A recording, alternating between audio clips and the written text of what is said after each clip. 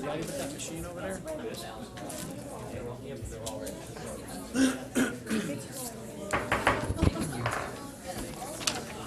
Good evening. Welcome to the Tuesday, June 14th regular meeting of the Fairfield Board of Education. We have Ms. Teixeira, Mr. Fadabine, Mr. Carey. I think Mrs. Alvin will be here. She's on her way. Mrs. Iacono, I'm Mr. Mottola here, Mrs. Zahn, Mrs. Dow, Mrs. Brand is not feeling well, she won't be here, and Mr. Liu. Let's all stand up for the Pledge of Allegiance.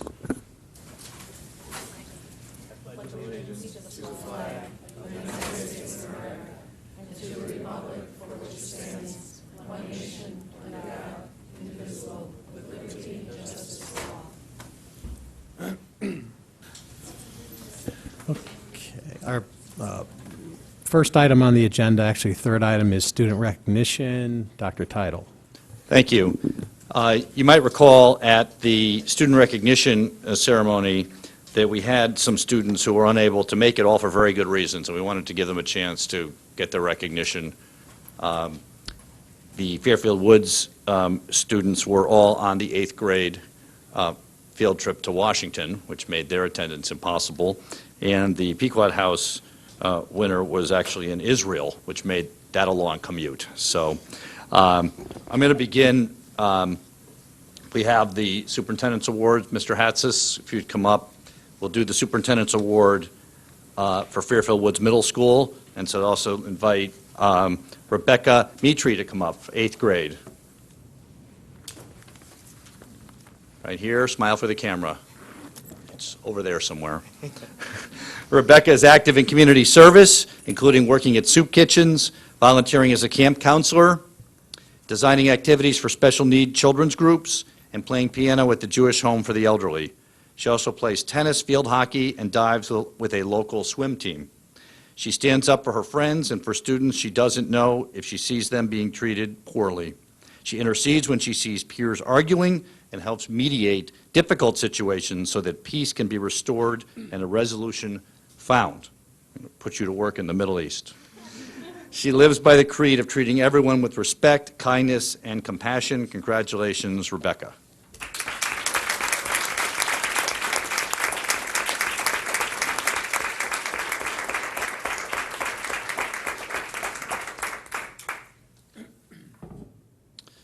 While Mr. Hatzis is here, we'll do the CABE Leadership Awards from Fairfield Woods, and we'll save Pequot House for last.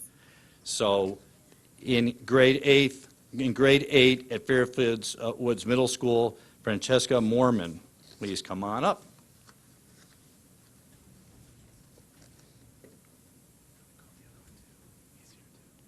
We'll do him one at a time. All right. She's a gifted musician who plays the flute, piano, and harp, and also composes music. She is currently writing the second movement of a symphony and is particularly fond of the Baroque style.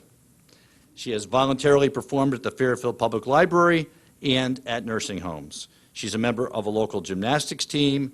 She is kind and compassionate and has been an incredible friend for someone who recently lost a close family member, keeping her updated on school events and supporting her emotionally. Congratulations, Francesca Mormon.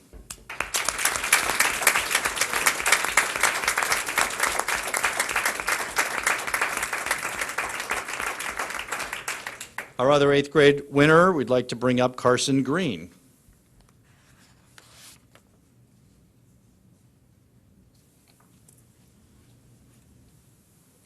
Carson plays the piano and performs with the Greater Bridgeport Youth Orchestra as a clarinetist, is part of many of the school's premier performing groups, including chamber band, chamber choir, jazz band, and the drama club.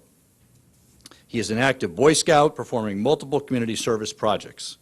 He reaches out to shy students and looks to include anyone who struggles making friends. He is an example to his peers for his kindness, respectful disposition, and positive attitude. Congratulations, Carson.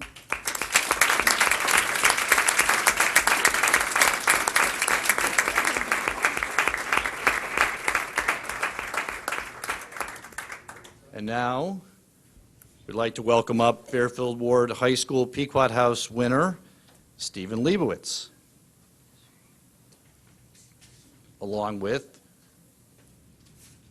our esteemed school leaders from Ward. He's got a great jacket on. He got the memo.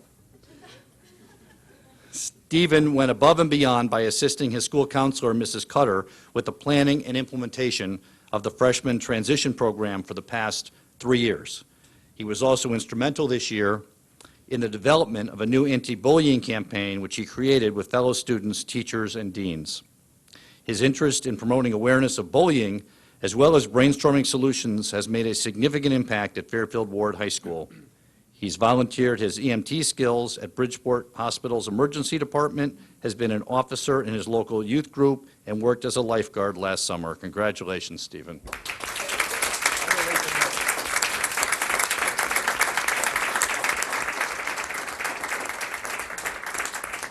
And that completes our student awards. Thank you very much. You don't have to stay for the rest of this meeting unless you want to. We won't be offended. Exactly. We have to study for finals. All right, so we're on item number 4, approval of minutes. Recommended motion that the Board of Education approve the minutes of the regular meeting of May 10th, 2011, the special meeting of May 16th, 2011, the special meeting of May 19th, 2011, and the regular meeting of May 24th, 2011. Mr. Chairman, can we break those up, please? Sure, we can do that. So let's do recommended motion that the Board of Education approve the minutes of the regular meeting of May 10th, 2011. Mr. Liu, seconded by Mrs. Zahn. Any discussion? Yes, Mr. Liu. Make a change that,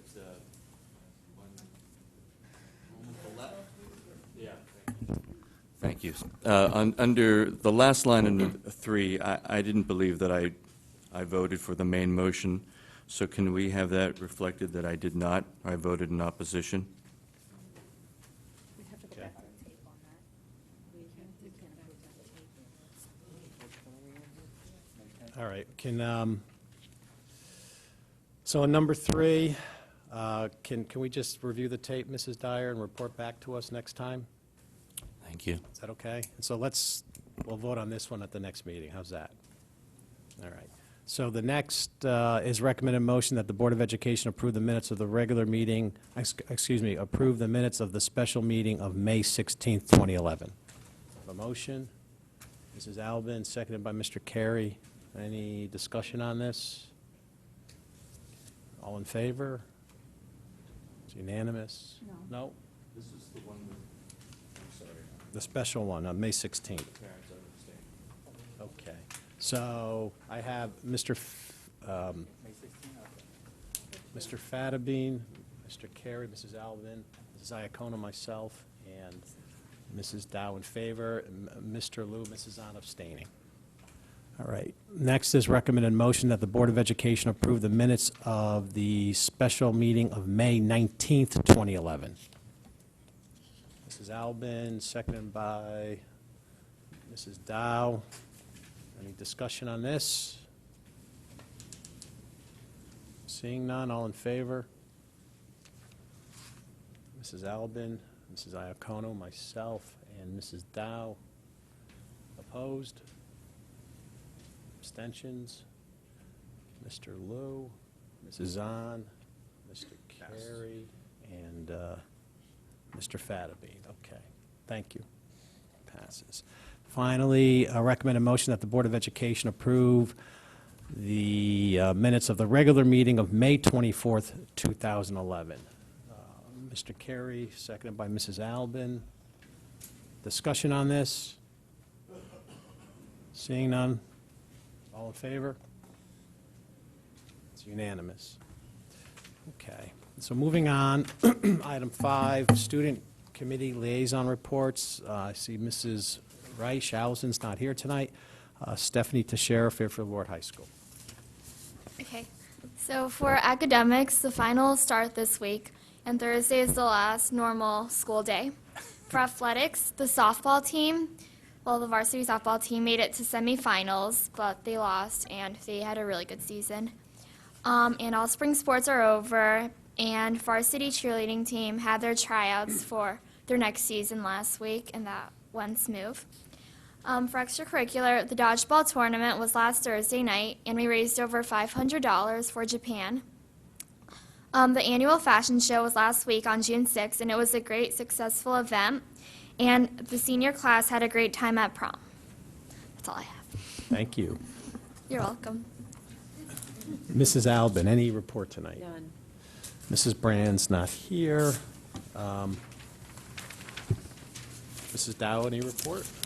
Just briefly, Finance Subcommittee, hopefully we'll get to meet soon, because hopefully we'll get good news after tonight, after they count the referendum ballots. But CABE, no report, and SEPTA, at our last meeting last week, we had the last meeting of the school year. It was a social and installation of new officers.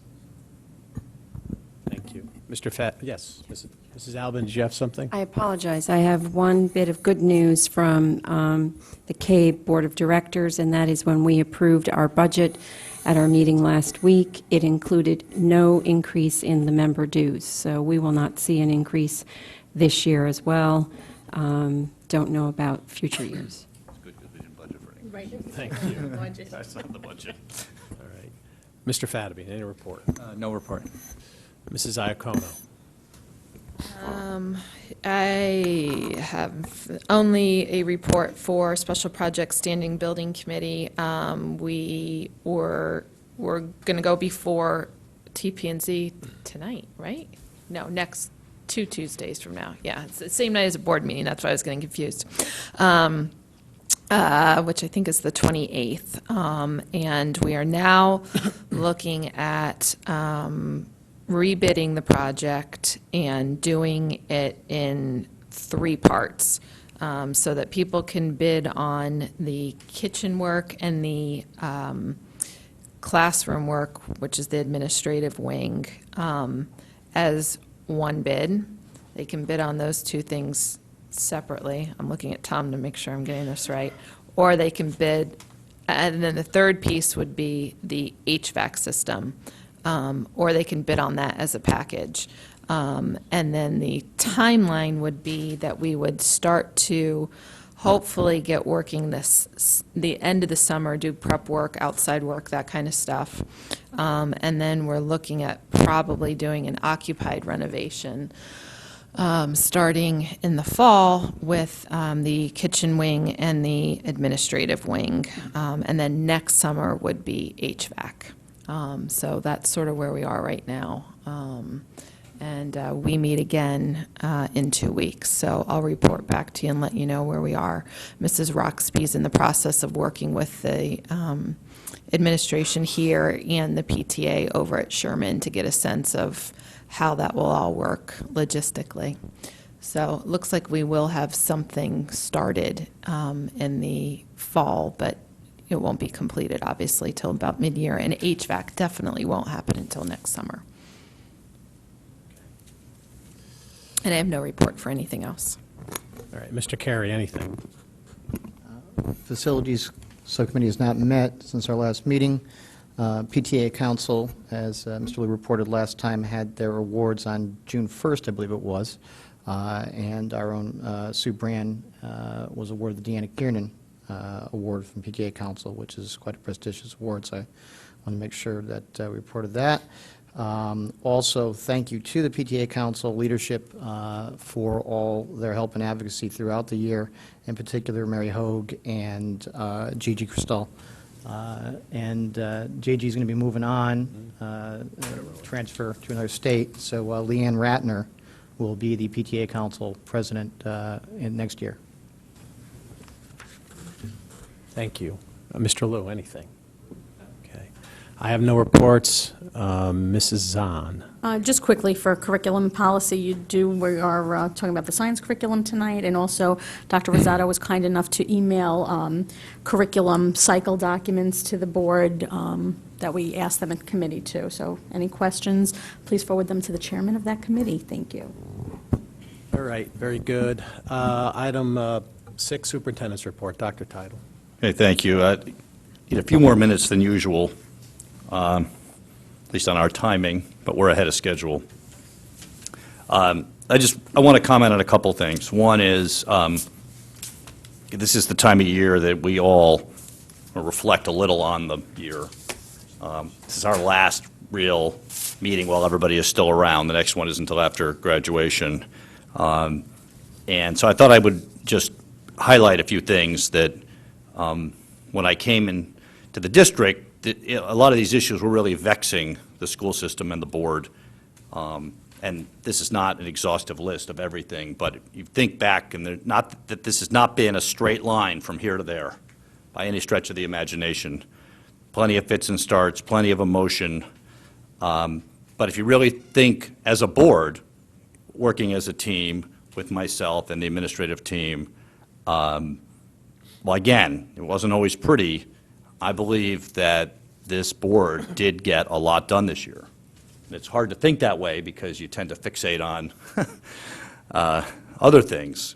But let me just make a brief list here, so maybe we'll all feel a little bit better about things.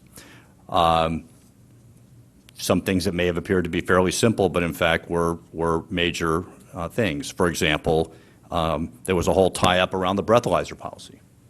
That issue has been resolved, and I'll have to report has gone very well.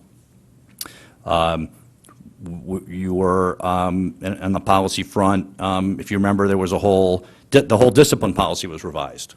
That was kind of a mess at one time, where the revisions to that, and we did a complete rewrite there. The middle school feeder pattern was done. Not everybody was happy, but it had to be done. It was done in a timely fashion. It gave us time to get it done, and we're implementing it. It needed to be done. It's done. We were embarking on a whole new way of projecting enrollment. How would that be done? Who would do it? What would the methods be? What would the results be? How would that impact everything? We navigated through that and came out with a different way of doing enrollment, which is one of the goals of the whole enrollment issue, because there's so much debate about it. We had, I thought, a very well-regarded report done on the capacity of the elementary schools. Remember, that was a hot debate. You know, what is the real capacity? Why are the numbers changing all the time? You know, let's bring an expert in to really figure it out. And I mean, the same firm did both of these, but you know, I think that capacity report is a really good blueprint in terms of what the issues are at the elementary level from a third party. The audit, I say that, it's only 5 letters, but I'm having, you know, a lot of thoughts about that. But if you remember at the beginning, last summer, it was a concept. The board had budgeted for it, had agreed to do it, but, you know, there was the debate about, you know, who would be involved in it, who would do it, bidding it, what would the process look like. It was a huge amount of work on our end to prepare for it and have them do this. This was not something where we handed it over and that was the end of it. And Bonnie did the lion's share of the work on this. So just getting the audit done and then, you know, having the presentation on it and then having several discussions about it and, you know, either agreeing with some of it, trying to implement some of it, the whole audit thing, you know, I think, you know, for what it was, you know, I think it's something the board can look back on as an accomplishment. And I know this has been wrestled around for a number of years, and I think it was at the last meeting, you approved the long-range facilities plan. I mean, that's tied the board up in knots for quite a while, and that's done. Now, it'll take us a while to implement it, so you really won't have to revisit it too much, but it's done. You're going to hear from Dr. Rosado as soon as I stop talking about a couple areas last year that were really an issue where the high schools had diverged in terms of academic expectations and grading guidelines. You might recall that issue was on the table and was causing some consternation. And I believe that issue has been resolved, and both high schools are on the same page with respect to that. They had a CABE audit of the policies. Large number of those policies have been cleaned up. I mean, all the required ones have been cleaned up. Now we're just into the optionals and doing things like legal references, but the policy cleanup is pretty well done. You know, the whole budget process, I mean, which is still ongoing as I speak for another 8 minutes. But I think the board, saw a new way to do that, went through it, and I think the board gained a lot of credibility this year in terms of the whole budget process format. I mean, the one area that, had I known now, or whatever, when I was presenting, was the whole thing with the insurance, with the 1.9 million and that whole way that was played out. And, had I known that was going to be the issue that it was, I clearly would have been much more, put your nose in here, look at what we're doing, make sure you know. We did have a short discussion about it. It came up as a huge issue later on. If I had to do it over again, I would really, put your noses in that page and say, let's go down this thing so you know exactly what we're doing. So, we do try to live and learn on that. I think that is on the way to getting resolved. I think just tangentially, the way that's played out with our actual use, we're actually ahead of the game. So all that 1.9 million is back in, and there's 450 more going in because of the switches thing. So we're actually going to be better off, but that's aside. That one part of it, I think, could have been handled better on my end, but by and large, I think the board got a lot of kudos for the way the board handled the budget this year. The number wasn't what we liked, but there was credibility there. We're moving ahead with, I think, 3 big, important changes, even in a very difficult year, which I think are going to pay dividends for us, that the board approved. The elementary staffing model, the new gifted program model, and the new changes into the whole pre-K program, which is tied into, another area that I thought we made, at least progress on. I don't know whether time will tell, was the whole racial imbalance. We did get the state to approve our amended racial imbalance plan. Whether it works or not, it's another matter, but we were really on the hook there for a while, and I think that's, something that was, I think that's still going to be around, but at this point, we made progress on that. The building projects, you get the Sherman project approved.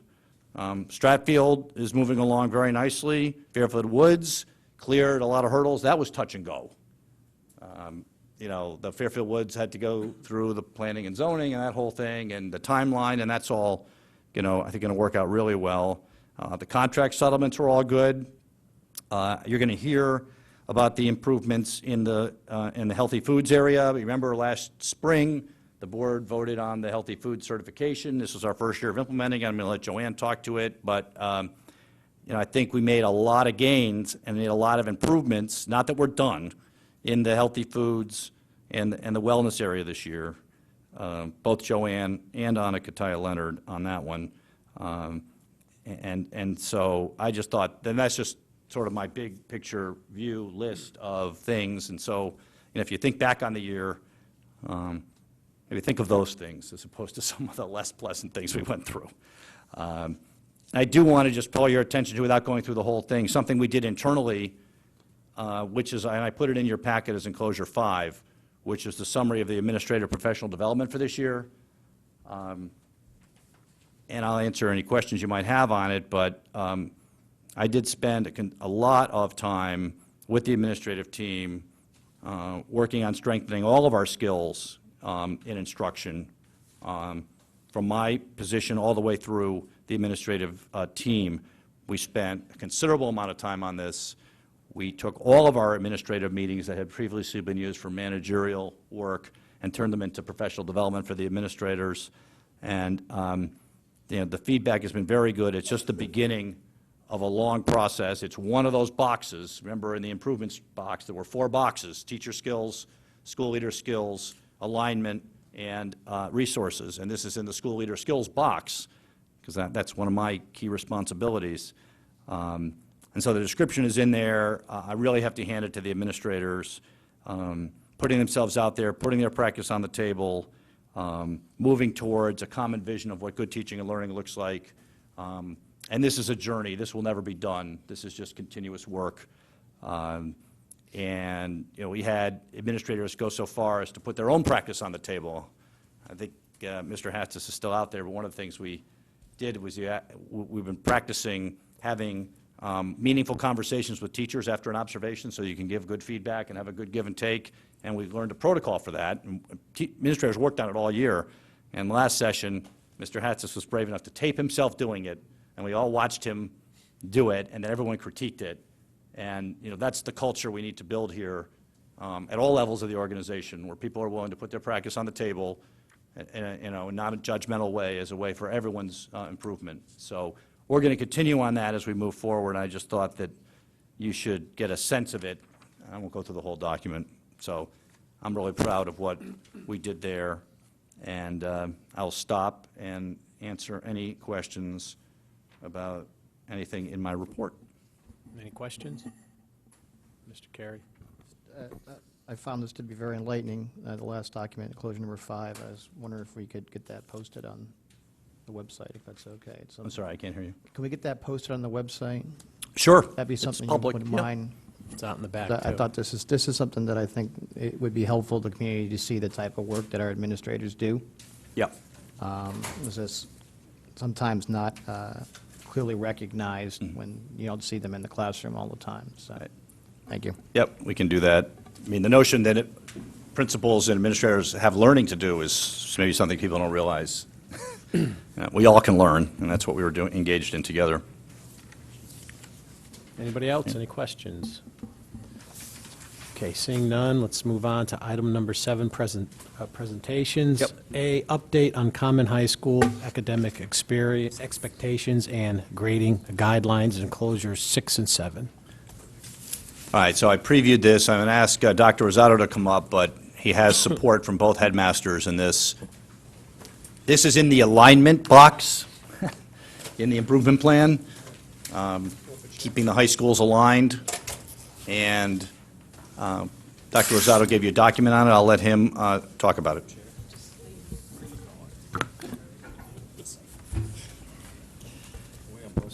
Yeah, why not? Blank. Can't pass notes. Thank you, Dr. Title. Actually, I would like to highlight a theme this school year at all levels, and that has been the issue of alignment. And our charge as administrators has been to go out and examine our practices across the district and to identify some key areas where we see there could be some further consistency. There's a lot more work to be done in that area, but these two examples from the high school are, I think, really good examples of this initiative. Each school was well represented by teachers, building administrators, and curriculum leaders who worked collaboratively as a team to accomplish the work that needed to be done. We now have a set of common grading guidelines and common academic expectations for both of our high schools, and the joint committees who worked on these are to be commended for their hard work for this year. I'm going to start with the academic expectations. I believe that's enclosure 6. Just by way of background, I'd like to sort of set the stage to the work that needed to be done. As you probably are aware, when high schools go through the NEASC accreditation process, they need to develop a set of academic expectations at the high school level. Ludlow did this in 2000 for their visit in 2008, and Ward did it in 2009 for their visit. Recently, new requirements have come down from NEASC requiring that high schools embed within their academic expectations this concept of 21st century skills and that they be common across those expectations.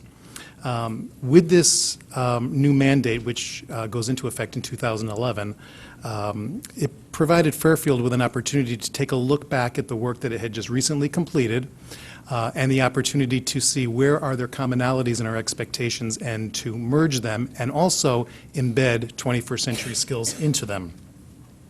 So to that end, a joint committee of teachers and administrators was formed from both high schools, and we began the work by taking the two sets of expectations that were already in place and developed at each school. And we looked for commonalities. We looked for language where we could bring it together, and we eventually tried to merge the two documents into one common document. And then we engaged the help of Education Connections Center for 21st Century Skills because we needed some guidance around the research and the concept that goes into that term, 21st century skills. What does it mean? Could someone help us define it and help us embed them within our expectations? So we did work with them, and we were able to look at some research and all of the major think tanks and organizations that are out there that look at this concept. Education Connection was able to pull that research and compile it, if you will, in one place. So the committee took a look at that and settled on incorporating some of that language into our expectations. In January, both high school faculties came together for a full day of professional development. And after a presentation about this concept of the 21st century learner and what was coming down the road in terms of high school expectations, the faculty was broken up into randomly assigned groups. So this was random across both schools, across all departments. So teachers were working with folks from both sides of town, which was terrific. And their job was to really take a look at the sets of expectations that the committee provided to them and provide feedback to the committee. What did they see would work? What did they like about them? Where did they see that we needed to make some changes? However, there were a few guiding principles, if you will, that we set out at the start. One was that whatever expectations we landed on needed to be owned by the entire school community, by the high school community. That all departments needed to be able to access these expectations and utilize them in some meaningful way. The second was that the expectations needed to be written in such a way that they would be relevant for the students, and that we would be able to see what students know and are able to demonstrate in order to be successful in the 21st century. So they needed to be relevant to today. And then the third and final caveat was that we wanted to focus on processes, not just individual academic skills, processes that could be transferred across all disciplines and into all life situations. So we settled on the 5 expectations that you see in your packet. And after we did that, the work needed to begin around developing rubrics that would help us measure these expectations. Now, the rubrics that are in your packet are where we have landed as of May. They are absolutely in draft form. The plan is that next school year, these will be field tested or practiced, if you will, throughout both high schools in all of the departments. We're going to be doing some action research, if you will, to see what's working about these, what doesn't work, what language isn't clear, where might we improve upon them. So next year, all departments will have an obligation to use them in some way. We do have 2 very important pieces of work that need to be done in the future, and by future I mean the near future. First is to identify some exemplars, meaning examples of excellence for these expectations, so that teachers and students can evaluate their work. So in other words, what does excellence up against these standards actually look like, and how do we know it when we see it? So we need to look for some exemplars of those in various departments. And the second is to develop a method to efficiently collect the data that we're going to be gathering off of these rubrics, so that teachers and administrators can help their students succeed. And our committee has seen some models for collecting this data electronically in meaningful ways that are, it makes it relatively easy to access and analyze. So we will be looking at those as well. I wanted to be sure that I say that we understand as a committee and as a school community that there's still a lot of work to be done with this. But I believe it does represent a big step forward, and I really do believe that the committee members who worked on this throughout the school year need to be commended for their hard work. I'd like to take a moment just to walk you through the rubrics. I'm not going to read them or go through each one of them, but I want to show you how they're organized and what they're used for. And I want to be clear that rubrics like this are not intended to be used daily, weekly, on all assignments. That is not the purpose here. These are school-wide, large global rubrics that should be able to be used across all departments. So the charge will be that each department will select 1, 2, or maybe a few assignments throughout the course of a school year that they might apply this rubric to for the students. Students will also have access to this so that they know what the expectations are. Now, that's not to say that individual teachers or courses, departments cannot work on developing rubrics. In fact, this is not a new concept. We have several rubrics in many departments already in use for specific assignments and activities. That's very appropriate. These, however, are meant to be school-wide, used across the board to measure what we're considering essential 21st century skills. They're all laid out the same. The expectation is written across the top, and then the key characteristics, if you will, are written on the left. They're called items. These are sort of the breakout characteristics that the committee felt would be the key elements or components that feed into the overall expectation. And then going across the columns, you see varying levels of proficiency. So next year, as I said, as departments are field testing these, they will pull these rubrics out up against specific activities and use them with students to give information to them as to how well they believe they're attaining these 5 important skills. And so you see a draft rubric here for each one of the 5 expectations. And that's the plan for this. So again, we know that there's much more work to do on this, because what's going to happen, the committee will continue to convene next year to gather the information from the teaching staff and from the various departments, and these will be modified as we go along. So I am sure I'll be here next year with perhaps a different version or an updated version of this very topic. So I'll stop there for this part of the Right. presentation to see Okay. if you have any questions. Yeah, any questions? Mrs. Zahn? Thank you. I guess from either of the house, the headmasters, can you give us some examples of what you're looking for, what you'd use this for?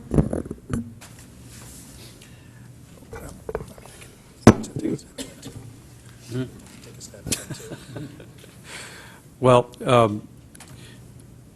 I guess in the simplest of terms, what we want these, the expectations and the accompanying rubrics to accomplish is to help students understand exactly what we expect them to be able to do and the way in which we'll measure their ability to do it. So if you think of, let's say, a research project in a given content area, and you take the number 1 academic expectation of students will effectively access, evaluate, and apply information for authentic tasks.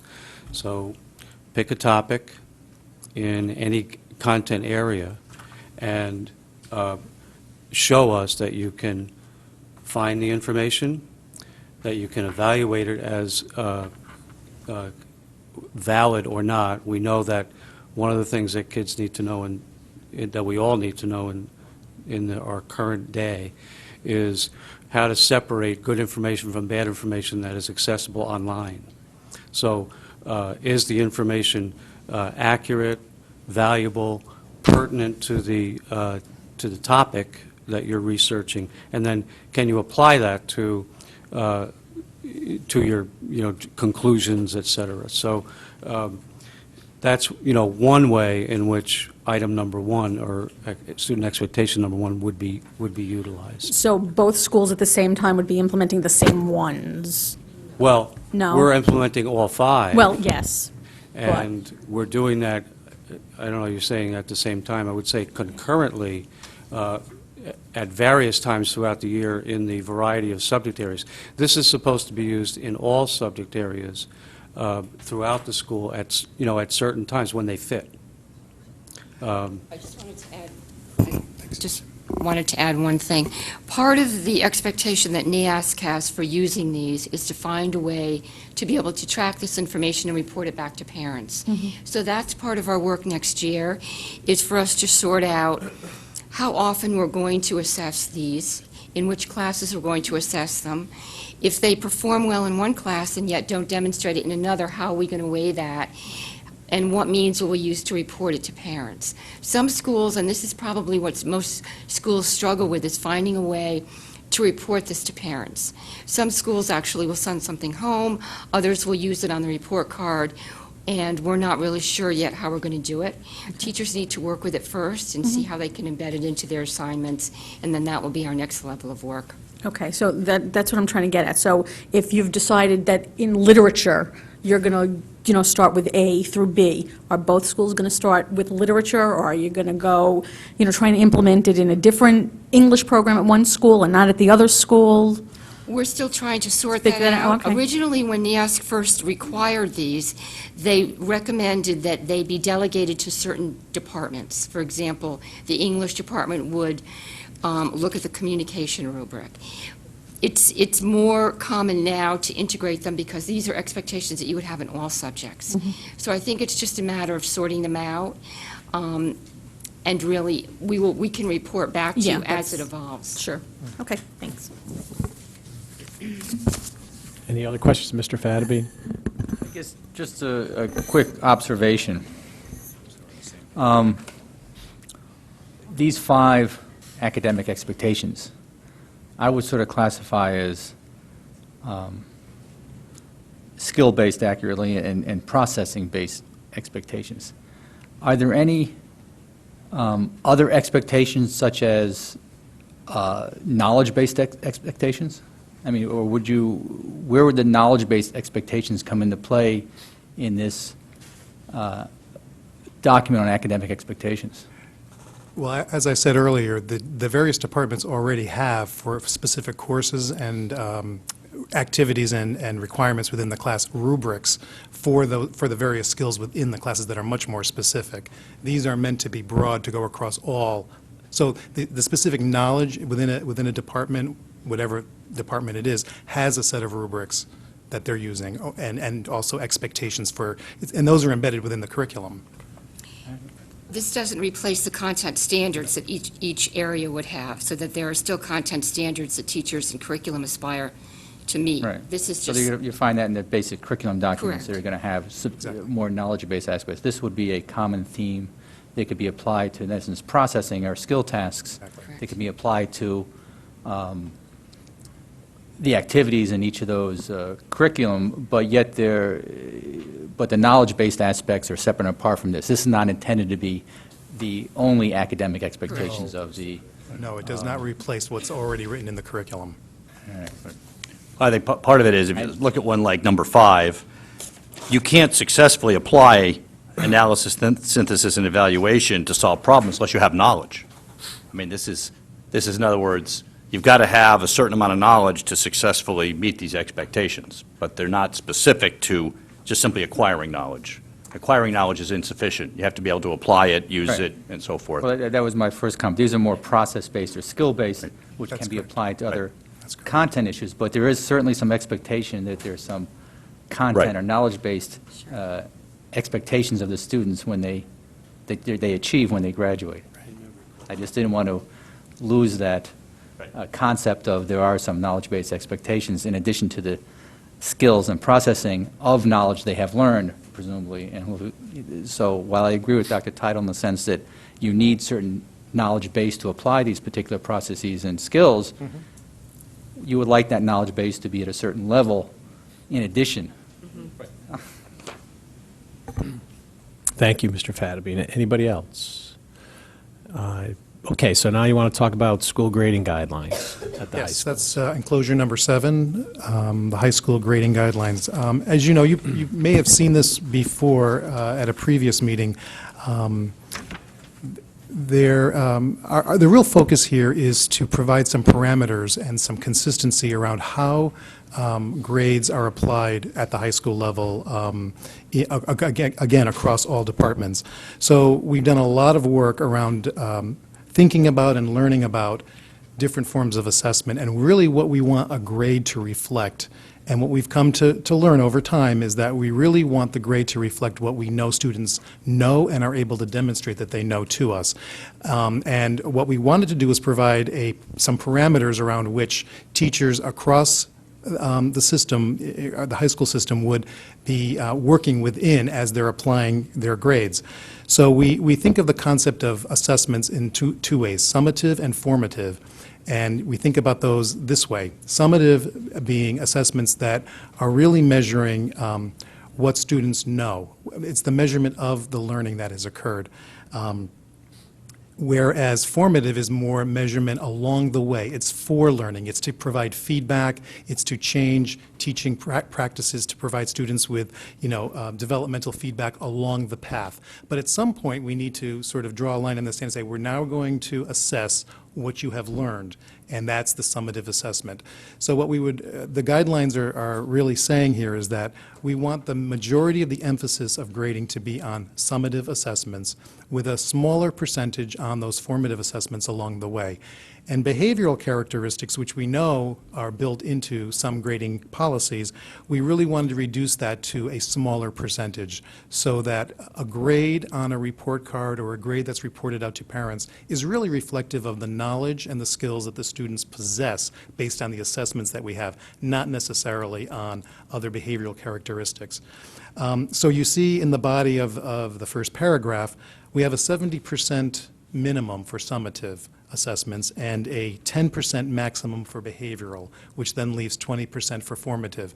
Now, those are the parameters, and these are guidelines. They're not hard and fast rules. So there is flexibility within departments to continue to have conversations around this. However, they can't go outside of these parameters. But they may decide that they would like to up the percentage of summative assessments because that department feels they're ready to move in that direction. It lends itself more in that way, and so they may want to up that and lower the amount of behavioral, for example. But those are conversations that happen at the department level, in both schools. But these are the guidelines within which they're all operating. This was work that started at Ludlow a couple of years ago. Moved over to Ward. We had a year and a half of committee work, and this is where we've landed with this. So, Thank you. Any questions on this? Mr. Carey, then Mrs. Albin. Just briefly, you mentioned at the department level, when we talk about the English department, are the English departments at both schools weighing it the same, or are they independently deciding for each school? No, that's under John Chippetta's leadership. That would be the goal. Would be that they are now looking at their courses, and that's a good example actually, because in the English department they see it as a very developmental process in terms of the writing and the communication skills within the classes, from freshmen right on through. So they do feel as though they need to have some flexibility within their courses as they move up the line in particular. Thank you. I just wanted to say thank you. If you wait long enough, you may see it come. This is the kind of document that I've probably been waiting to see for, sorry to say, 15 years. So, Dr. Teitel, add this one to your accomplishment list because I'm extremely pleased. Thank you. Yes, thank you. Also, I think this would be a very good document for the parents to see as well, because I know when this was introduced at Ludlow, there was quite the uproar, to say the least. So again, I think this puts it into better perspective. I think everybody understands, but I think it's good to know that there is flexibility within the departments, and I think that this would be a good document for the high school parent community to see. Thank you. They can put that online too, right? Sure. All right. Anybody else on this issue? Seeing, you want to say anything, Dr. Teitel? No, I just want to thank Dr. Rosado, both the headmasters, and a lot of teachers. We were saving paper, so we didn't list all their names, but a lot of faculty from both schools put a lot of time into this, along with the curriculum leaders.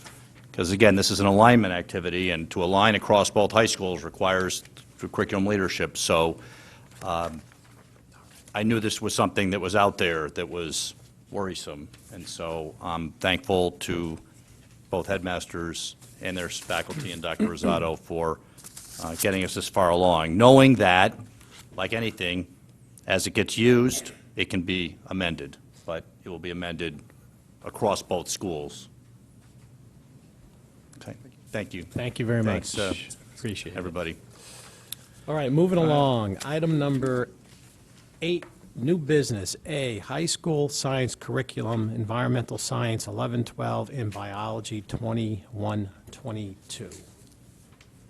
It's a perfect segue into content for Mr. Fattabine. You want content? We got content for you. So, Patrice Good evening. Fagella is the curriculum leader for science, and this went to the curriculum committee a couple weeks ago, and now is up for kind of first reading with you. Patrice. Good evening.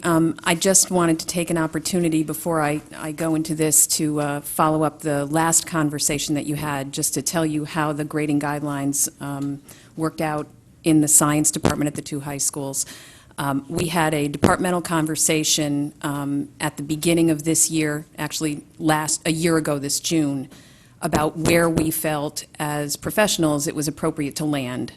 And staying within those guidelines that Dr. Rosado spoke about, we have, for lack of a better description, a progression that goes from freshman year through senior year, where in the freshman year we start out with our Earth Science 12 students. We have a 70% summative, 20% formative, and 10% behavioral. And I could give you an example of what behavioral looks like. It's I like to call it academic behavior. Students who come to class on time, prepared, with the appropriate materials and those kinds of things. That's what falls in that 10% range. And we work all the way up through senior year when we get into our AP courses where the grading is 100% summative. I don't want you to walk away from that thinking that we don't do formative assessment. We do a lot of it.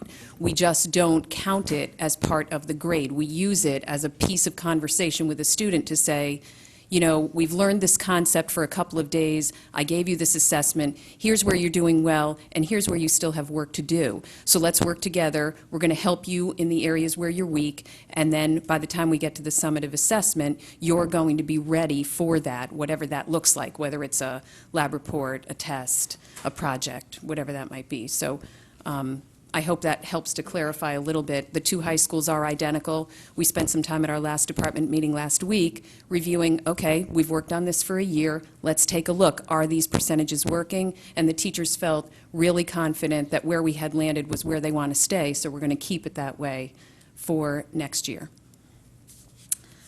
And that said, I want to take an opportunity to thank the board and both high school leadership teams for working with me on moving this curriculum forward. It does take an awful lot of work to get teachers together, and it does take funding, both for substitutes when we pull them out during the day, and then for summer curriculum work when we have that focus time to do the bulk of our work. So thank you very much for that. You can see the list of teachers on the left-hand side of the packet that you have who participated in this. And this is every single one of the earth science and biology teachers participated either during the summer or during the school year in revising these curricula. These came to you in 2006 and 2007 for their initial approval. What I'm bringing to you tonight is an updated, revised curriculum, and I'll talk to you a little bit about how we got to these revisions. Behind that, you have the Connecticut State Framework in science and all of those standards. And then you also have the current Information and Technology Literacy Framework from the state of Connecticut, which we anticipate is going to be morphed into the 21st century skills that you spoke about earlier this evening, but that has not officially been adopted yet. So we're working with this document at this time. I also want to take an opportunity to do a little bit of bragging because I have the microphone, so I will. I have been here now for 7 years. It's hard to believe that it's been that long, but the team of teachers that I have the opportunity to work with, now grades 6 through 12, are one of the finest groups of science professionals that I've ever seen in any district, and I've worked in 5.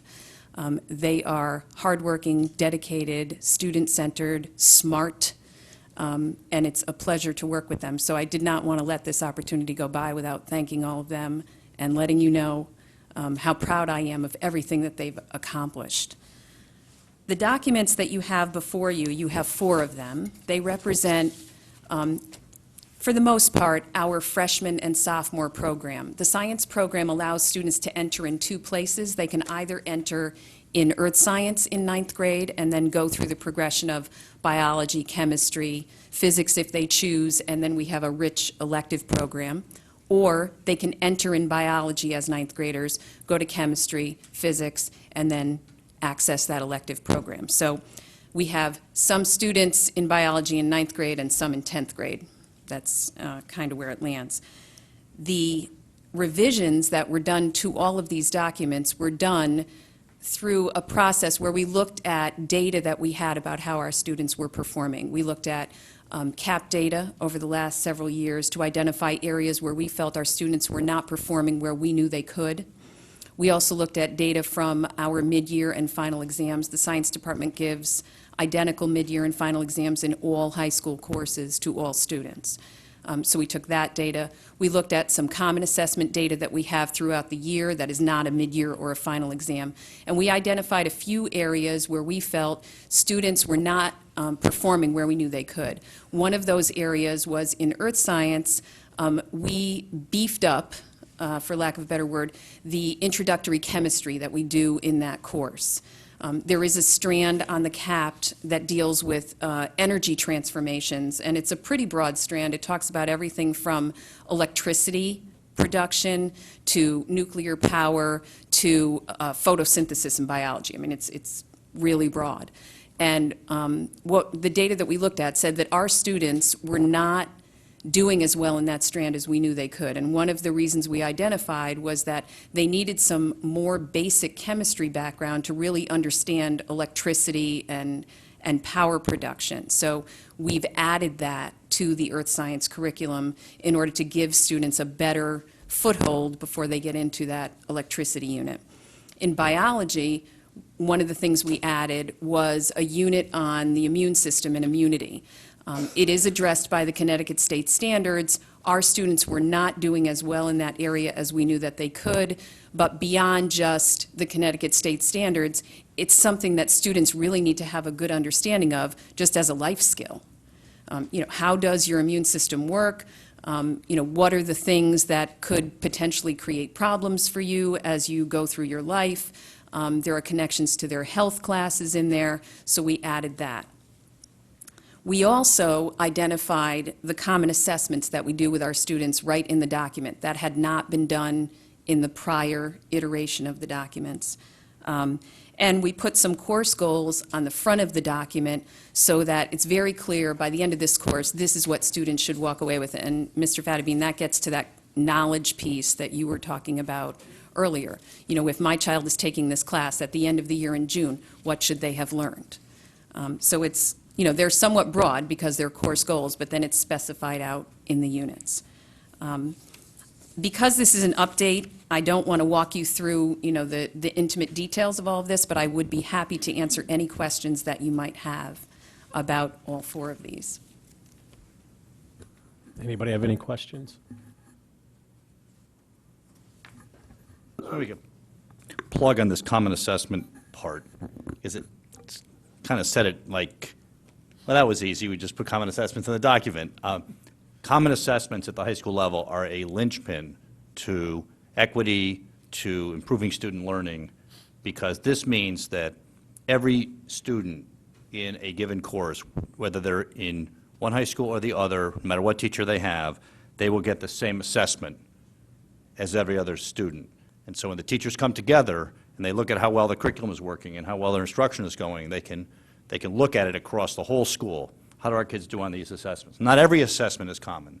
And this means that Patrice had to get all the teachers to agree that these were valid and reliable common assessments. That is no mean feat when working with high school teachers. I know because I was one. All right? High school teachers are fiercely independent. And so, again, this brings more alignment, within the courses, so we can look at how kids are doing, not just in one class or another class, but across. And we're moving in this direction in all the content areas. This is not just a science thing. But you sort of said that like it was, oh, we've got some common assessments here. I just wanted to sort of throw my 2 cents in that that's a major step forward and is a critical part of our initiative to improve learning, not just a fun thing to have. All right. My little commercial for common assessments. Thank you for that, Patrice. Mrs. Albert. I'm sorry, this has been one thing that's been really near and dear to my heart for many years. So Dr. Teitel, just to add to that, the common assessment portion of all our high school curriculum, but since we're talking about this, in my opinion, is not only key to for for the students and for the equity and how they're all evaluated, and that's critical for where they all go in the future.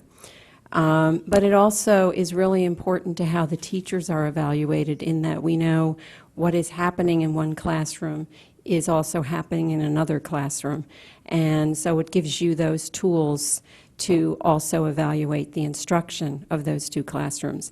Because I do know the history where students in one AP US history class had 4s and 5s on the AP exam and C's and B's in the course, and in the class across the hall had largely A's as grades and 2s and 3s on the exam. And that's what we need to move beyond. So I'm really pleased that this is here, and I'm sorry to beat this one to death, but it's just been so important to me. I'm so glad to see the work's being done. Thank you. Anybody else? Seeing none, thank you very much. Thank you. Appreciate it. Thank you. Thanks, Patrice. All right, our next item is the food service program and budget summary, enclosure number 8. Actually, there's multiple enclosures That's right. here. Let me just tee this one up a little bit, and Joanne is going to start. We have a pinch hitter for Bonnie. As you know, Bonnie is only sort of here, and this is one of those times she's not here, so I don't know if any of you know Michelle Cardenti. Michelle is our accountant, and is sort of the, I guess, Bonnie's right-hand person. Works very closely with Joanne in the accounting and of the food service program and tracking costs. And when we said things like, how much of the custodial cost could we really charge to the food service program, Michelle's the one behind the scenes crunching the numbers to say, you can get $58,612 and not a cent more. So, this is, also more than just about, the financials, but also the improvements to the program. So have Joanne talk about that, and then ultimately the board will need to vote on 3 motions to continue the healthy food program into next year. You voted on it last spring, but the state requires that every year the board revote its intent to continue in the program, because it is money. The state wants to know that you really want it. So at that, and then we have a couple other things. So I'm going to let Joanne start, and she did have an enclosure there to get the ball rolling. So Joanne, over to you. Okay, thanks. I'm going to address enclosure 8. It's a list of accomplishments of the school lunch program this year, but I'm just going to do a summary of it. It is available for other people to read through the full document. It was a very busy year this year implementing the healthy food certification. It's a complicated program. It took a lot of rearranging the menus that we have in the schools. The secondary schools created a new design your own meal, which allowed the students to select from various entrees and fruits and vegetables so that they would build their own meal, select the things that they would actually consume. At the elementary schools, we are offering 5 meals a day, 5 different choices. We have been offering made-from-scratch foods, such as Mediterranean linguine with basil and tomato, lasagna with beef, chunky vegetarian chili, broccoli quiche. We made our own cheddar quesadillas with broccoli, pesto, and tomato. We've been trying to promote a lot of beans, which we need to add to our diets. So we had bean and beef chili, and we tried beef tamale pie, a lot of different recipes for the students. Some were more successful than others, but we can continue to experiment with new recipes. We've been offering more fresh fruits and vegetables. We participate in the Farm to School program, as well as the Department of Defense Fresh Produce program. We offered a lot of Connecticut-grown produce this year, such as squash, corn, tomatoes, peppers, and apples. Those are all fall vegetables, obviously, so it's a little bit harder during the winter and the spring months, but we try to incorporate as much local produce as we possibly can. This year, we began offering organic yogurt at all of the schools, and we added salmon and tilapia to the secondary menus. We continue to evaluate student acceptability of the new recipes. We meet with the students to listen to their suggestions and concerns and try to address those. Something exciting that we did this year was the United States Department of Agriculture had a recipe contest. That was something that Michelle Obama wanted to do. So we worked with Chef Linda Soper Colton at Holland Hills School, where we created a recipe for the Healthy Kids contest, and the students selected quinoa kale quiche as the recipe to submit for consideration. And we sampled it one day during the school lunch shifts. We went around and discussed the recipe and the ingredients with the kids. I actually walked around with a head of kale, and they didn't even know what it was, some of them. They were very interested in touching it and seeing what it was, and one little girl said, "I plant that in my garden, but mine is purple," which she was right. So it was, at least they knew, some of them knew what it was, though. We also brought back our popular sample days at the schools. And this year we sampled cottage cheese, Irish soda bread, red pepper strips, snap peas, hummus, and blueberries. And we had parent volunteers that assisted us in the distribution of I Tried It stickers at the elementary schools. We had hummus one day, and it was great to see the parents in the cafeteria helping us to promote it. And looking ahead to the next school year, we're researching healthier food options with manufacturers which contain lower sodium, lower fat, and more whole grains. Those are focuses of the new upcoming meal pattern that the federal government is going to implement in 2012. It's not quite released out there. They had comment period, so we're waiting for the final regulations to come down, but these are things that we know are coming, so we're already going to start to address those.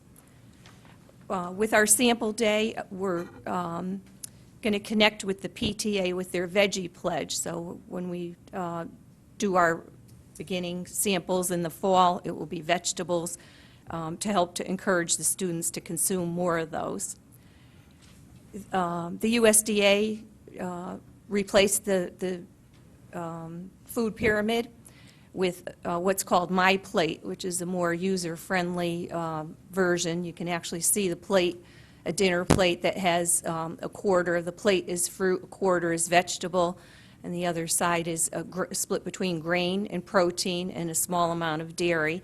So we're going to have stickers and posters and things to work with the students on to promote that. We'll use those logos on our menus so that we can get everybody used to that. We will continue to work on increasing participation of students in the lunch program. That's important, and that's an ongoing project with us.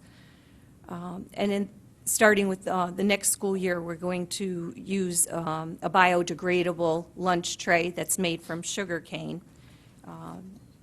And that'll start in September. And our focus is always on the students and improving their health and the food offerings that we have, and that we will continue to do. So we have Michelle do the financial statement, then we'll have Q&A maybe? Okay. Michelle? Thanks, Dr. Title. Yep. That woman a I don't need microphone. to. My voice carries. As you know, the Fairfield Public Schools Food Service Program has always been nonprofit, self-sustaining, and not part of the Board of Ed operating budget. All revenues generated by the program cover all the costs associated with the program. Federal aid, I'm taking it straight down the financial.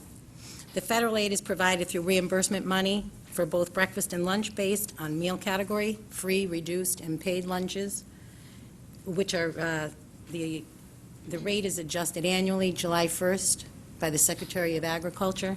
And in this year, we're expecting to receive $444,301 from our reimbursements. The state reimbursement is provided through a block grant, and the block grant is divided amongst all the school districts in the state, based on the total number of meals served throughout the state. So this year, we expect to receive $30,642. The state reimbursement for participating in the Healthy Food Certification Program provides money for districts who certify that those food items sold to students separately from reimbursable meals will meet the Connecticut nutrition standards. Last year, we voted to participate for 2010-11, and we received $60,081 for participating. The additional revenue we receive is from catering, rebates, and interest, and we've seen, a decline in those areas in the last few years, unfortunately. The decline in the food and supplies area in this current year is due to the restructuring of this food service program in order to comply with the Healthy Food Certification. The salary line for 11-12 is increasing, and that's based on the proposed salary structure for next year. We have an increase in the fringe benefit line for the current year and next year as a result of the town pension contribution amounts for the school lunch employees and the increase in medical insurance. Training expenses for 10-11 are higher due to an upgrade to the food service software program. The increase in the equipment line for 11-12 reflects the inclusion of the Sherman and Stratfield kitchen renovations. There is the new line added that Dr. Title did already refer to for the custodial and utility fees, which was part of the budget process for the Board of Ed budget, and that includes the amount of the custodial fees totaling $110,000 and utility expenses of $57,454. The food service financials are audited annually by the town's auditors, and we expect to end 2010-11 with 2.26 months of operating expenses on hand, and 2011-12 with 1.64 months. The state does allow us to have 3 months at any given time. That's my report. All right, Michelle, good job. That was her maiden voyage on the ship, so Pretty good. you can Thank take you. a deep breath. Okay, way to go. Any questions, anybody? Mrs. Iacono. I just had a question related to when you're upgrading the point-of-sale lunch computer software, that comes from your budget. Where is that on the spreadsheet? That would come under, where did we put that, Joanne? We did upgrade it. Is that in the software maintenance license fee? Yeah.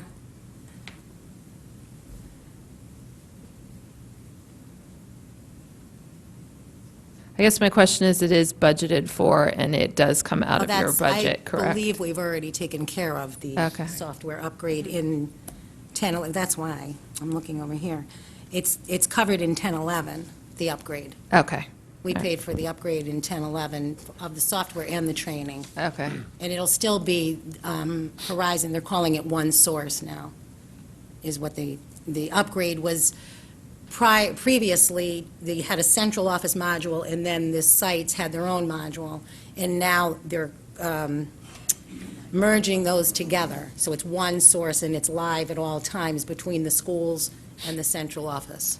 Okay, thank you. That was my only question. Yes, Mr. Liu, go ahead. Thank you. I just want to say first off, thank you very much.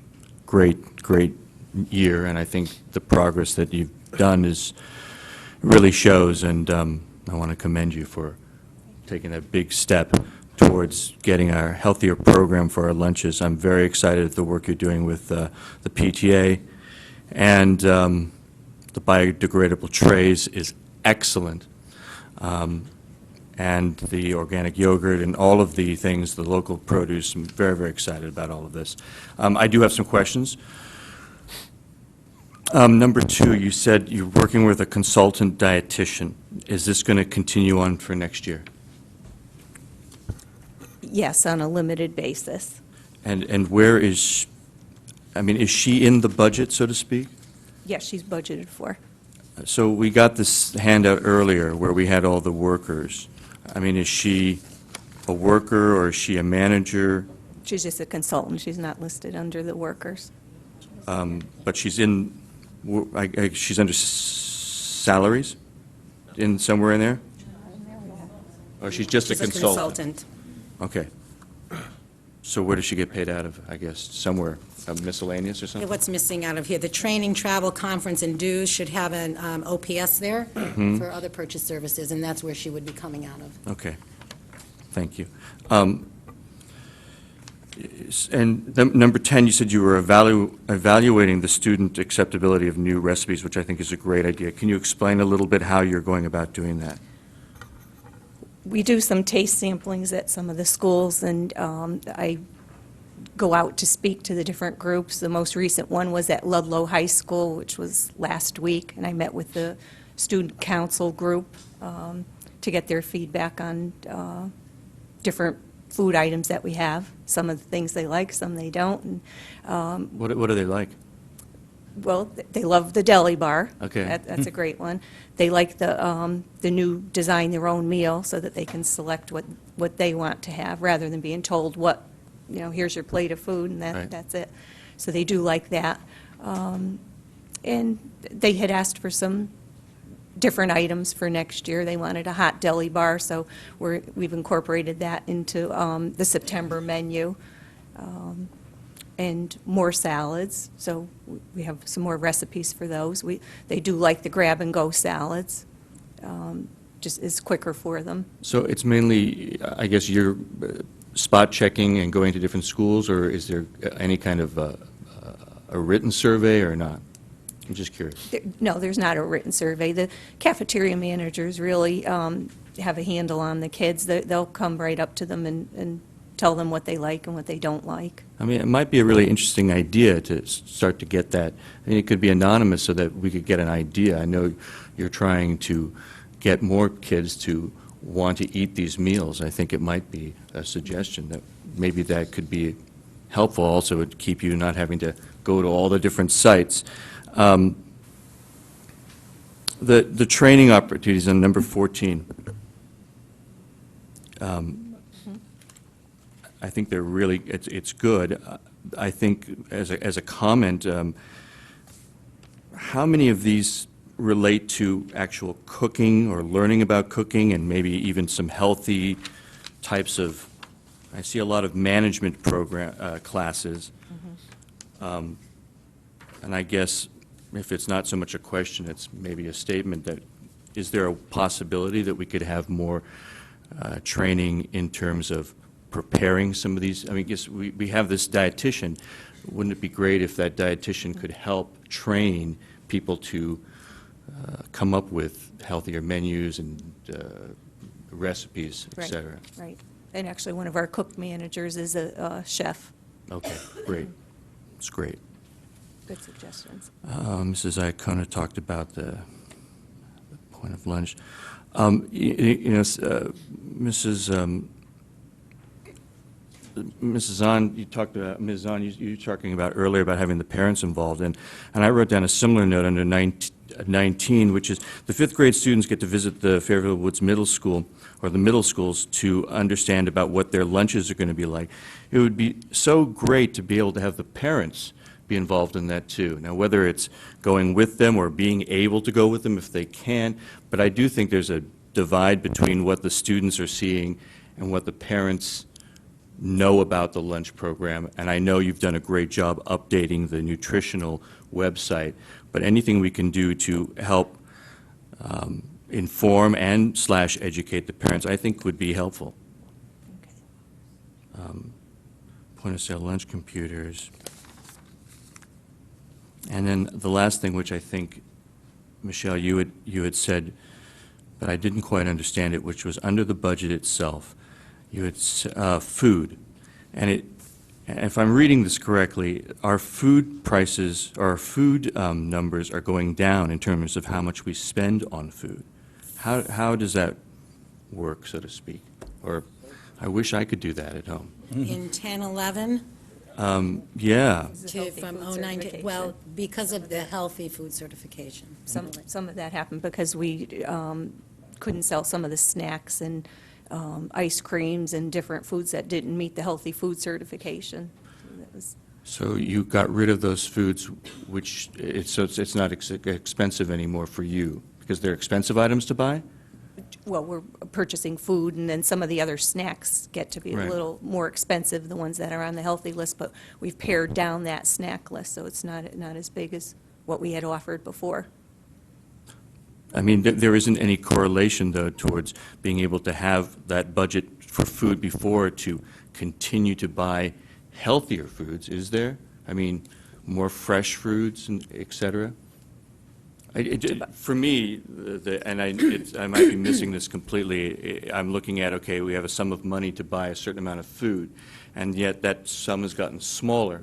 And I think you're saying that because you got rid of some of the snacks and things, they were more expensive, so you didn't have They to... were more expensive, but we also have government, we are allocated a certain dollar amount to purchase government commodities. Right. And we participate in the Department of Defense produce, and we doubled the money for next year, so that we Okay. use that money rather than coming out of our budget. We're spending their money on that.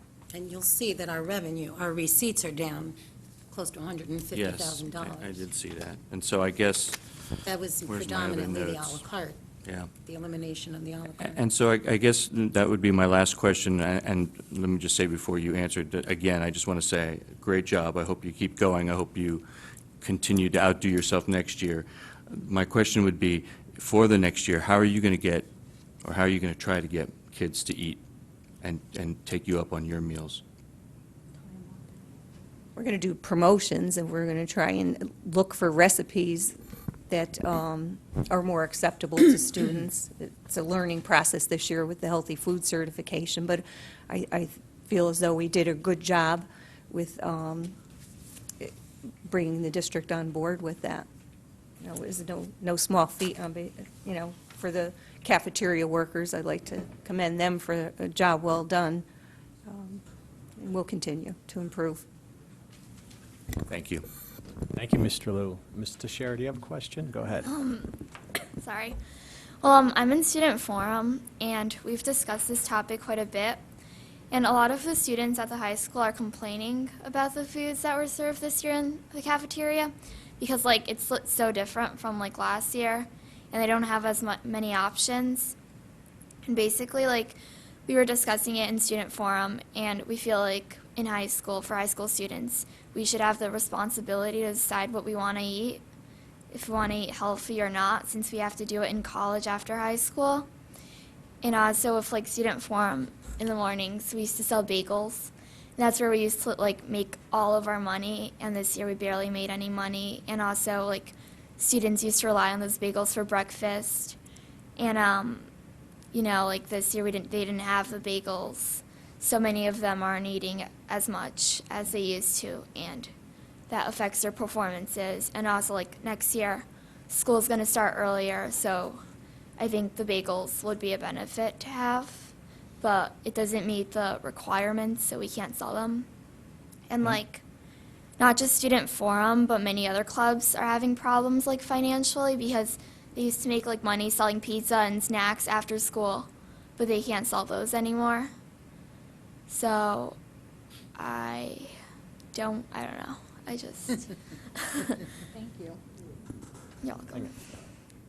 That I remember that was a concern last year. Mr. Carey, go Yes, ahead, then Mr. Liu again. And I'll try to be brief. Just, I had two questions, and I believe our accounting expert kind of highlighted one of them. I noticed a drop of about $150,000 in revenue from last year to this year. And we got a big lump sum number here from 2.6 million to 2.4, 2.45. Is that because we're selling less school lunches? What do we attribute that to? Are we selling the same amount of students partaking in school lunch? Have we had a drop-off because of this new program? No, Can our we actual quantify that? lunch counts have gone up. Okay. That was the elimination of the à la carte, of the hot dogs, of the french fries, of just the chicken nuggets, of all the things that don't meet the healthy food certification. Okay. So from a hot lunch perspective, do you have a rough idea of how many we did in 09-10 and how many we're estimating for this year?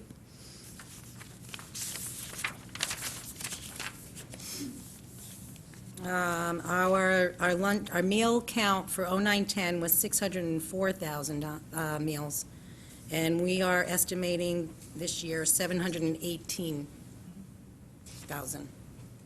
Sizable, okay. My next question is, I believe, if I'm correct, the certified, the healthy lunch certification that we went through the state is 0663, the $60,081? Yes. Do you have have you been able to quantify the amount of time, effort, and energy it takes to get that $60,081? And the reason I ask that question is not that I'm not for giving our students healthy lunches, but the question is it costing us more to get that money than we're getting back, and from an administrative and time perspective? In the beginning, it took a little extra effort because it was new to us to set up the program, to review all of our snacks and the food items. But as we worked through the year, we were able to accomplish that. And in the next year, the state is supposed to change the volume of paperwork. We had to go through every single snack that we had, and with a stack of papers like this to make sure that everything that we sold was on that list. And now we will be exempt from that until it's the year that we get reviewed, which is every 5 years. Okay. So it's just a modest bit of work from now. So is this like a tag onto your computing system which says, yes, this many lunches like this? Is it more complicated than that? We file our meal counts with the federal Right. reimbursement program, and the state piggybacks from theirs and pulls our meal counts from them. We enter it once. Right, there once, okay. My only thought to my fellow board members here is that while I like seeing the $60,000 coming in, we can do the same thing potentially if there is concerns about the different things in the menus, what have you. We can still mandate a healthy lunch program without having to follow the state program line by line. The difference is at $60,000 versus the cost to get to $60,000. So something to think about in the future. Mr. Liu. Through the chair to Ms. Teixeira, so instead of being able to sell pizza, are there other foods that, is it the seniors that are having this problem? Or Well, no, all the kids? Like And all the kids. What do you sell instead? Well, like for example, like last year, we were able to buy big cookies like once a week on Tuesdays. Right. And now this year, we can buy like a smaller cookie like every day. But like we can just buy like a bunch of the small cookies, get like almost the same amount of calories, and just pay even more. And like last year, they had like more choices of what to eat. This year, it's less. And like the deli line is like a lot of kids like the deli line and stuff. But this year we have like less stuff that we can put on the deli line, like that we can put on our sandwiches. Like we can't. I don't think we can do like pickles and stuff. And people are complaining about that. So I don't know. I feel like last year the food was kind of better, and all the students agree. I'm sure you're working, like you've said, to continue to make it more exciting and more offers.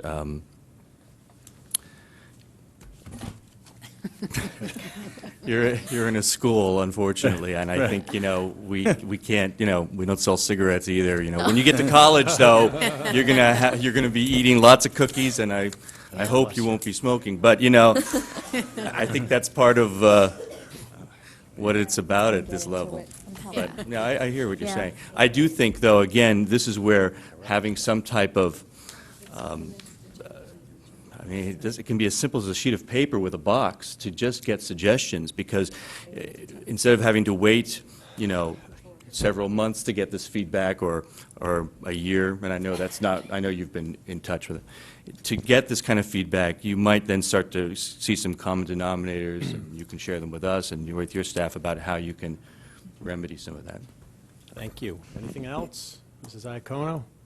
I'm sorry, I don't mean to belabor this, but now so you're selling more meals, but your revenue is down? We've lost à la carte from last year to this year. When we went to the healthy food certification, our à la carte numbers went down. So they're not buying à la carte meals, Right. instead they're buying a meal, so Right, that right. number went Throwaway up, but you're losing out on the money from the à la carte stuff. Okay, gotcha. And is there anything we're allowed to sell à la carte? We sell Or we some. have to do the bundling? Is that what that, is this that whole bundling thing? Yeah. Is that what I'm Yes. remembering? It's the Yes. bundling. Okay. And the reason for that is that a lot of the favorite foods that the students like are not really on the healthy food certification list, but if we bundle it into a federally reimbursed meal and surround it with fruit and vegetables, we can do it. Okay, gotcha. All right, I remember this now. Thank you. Mrs. Zahn, you have something? Yes, thank you. And do you remember that we've talked about it, how they wind up throwing away most of the meal so we can get that extra money? So, having said that, I appreciate Ms. Teixeira's comments, and I again will support our students and their choice and not what people are mandating as healthy.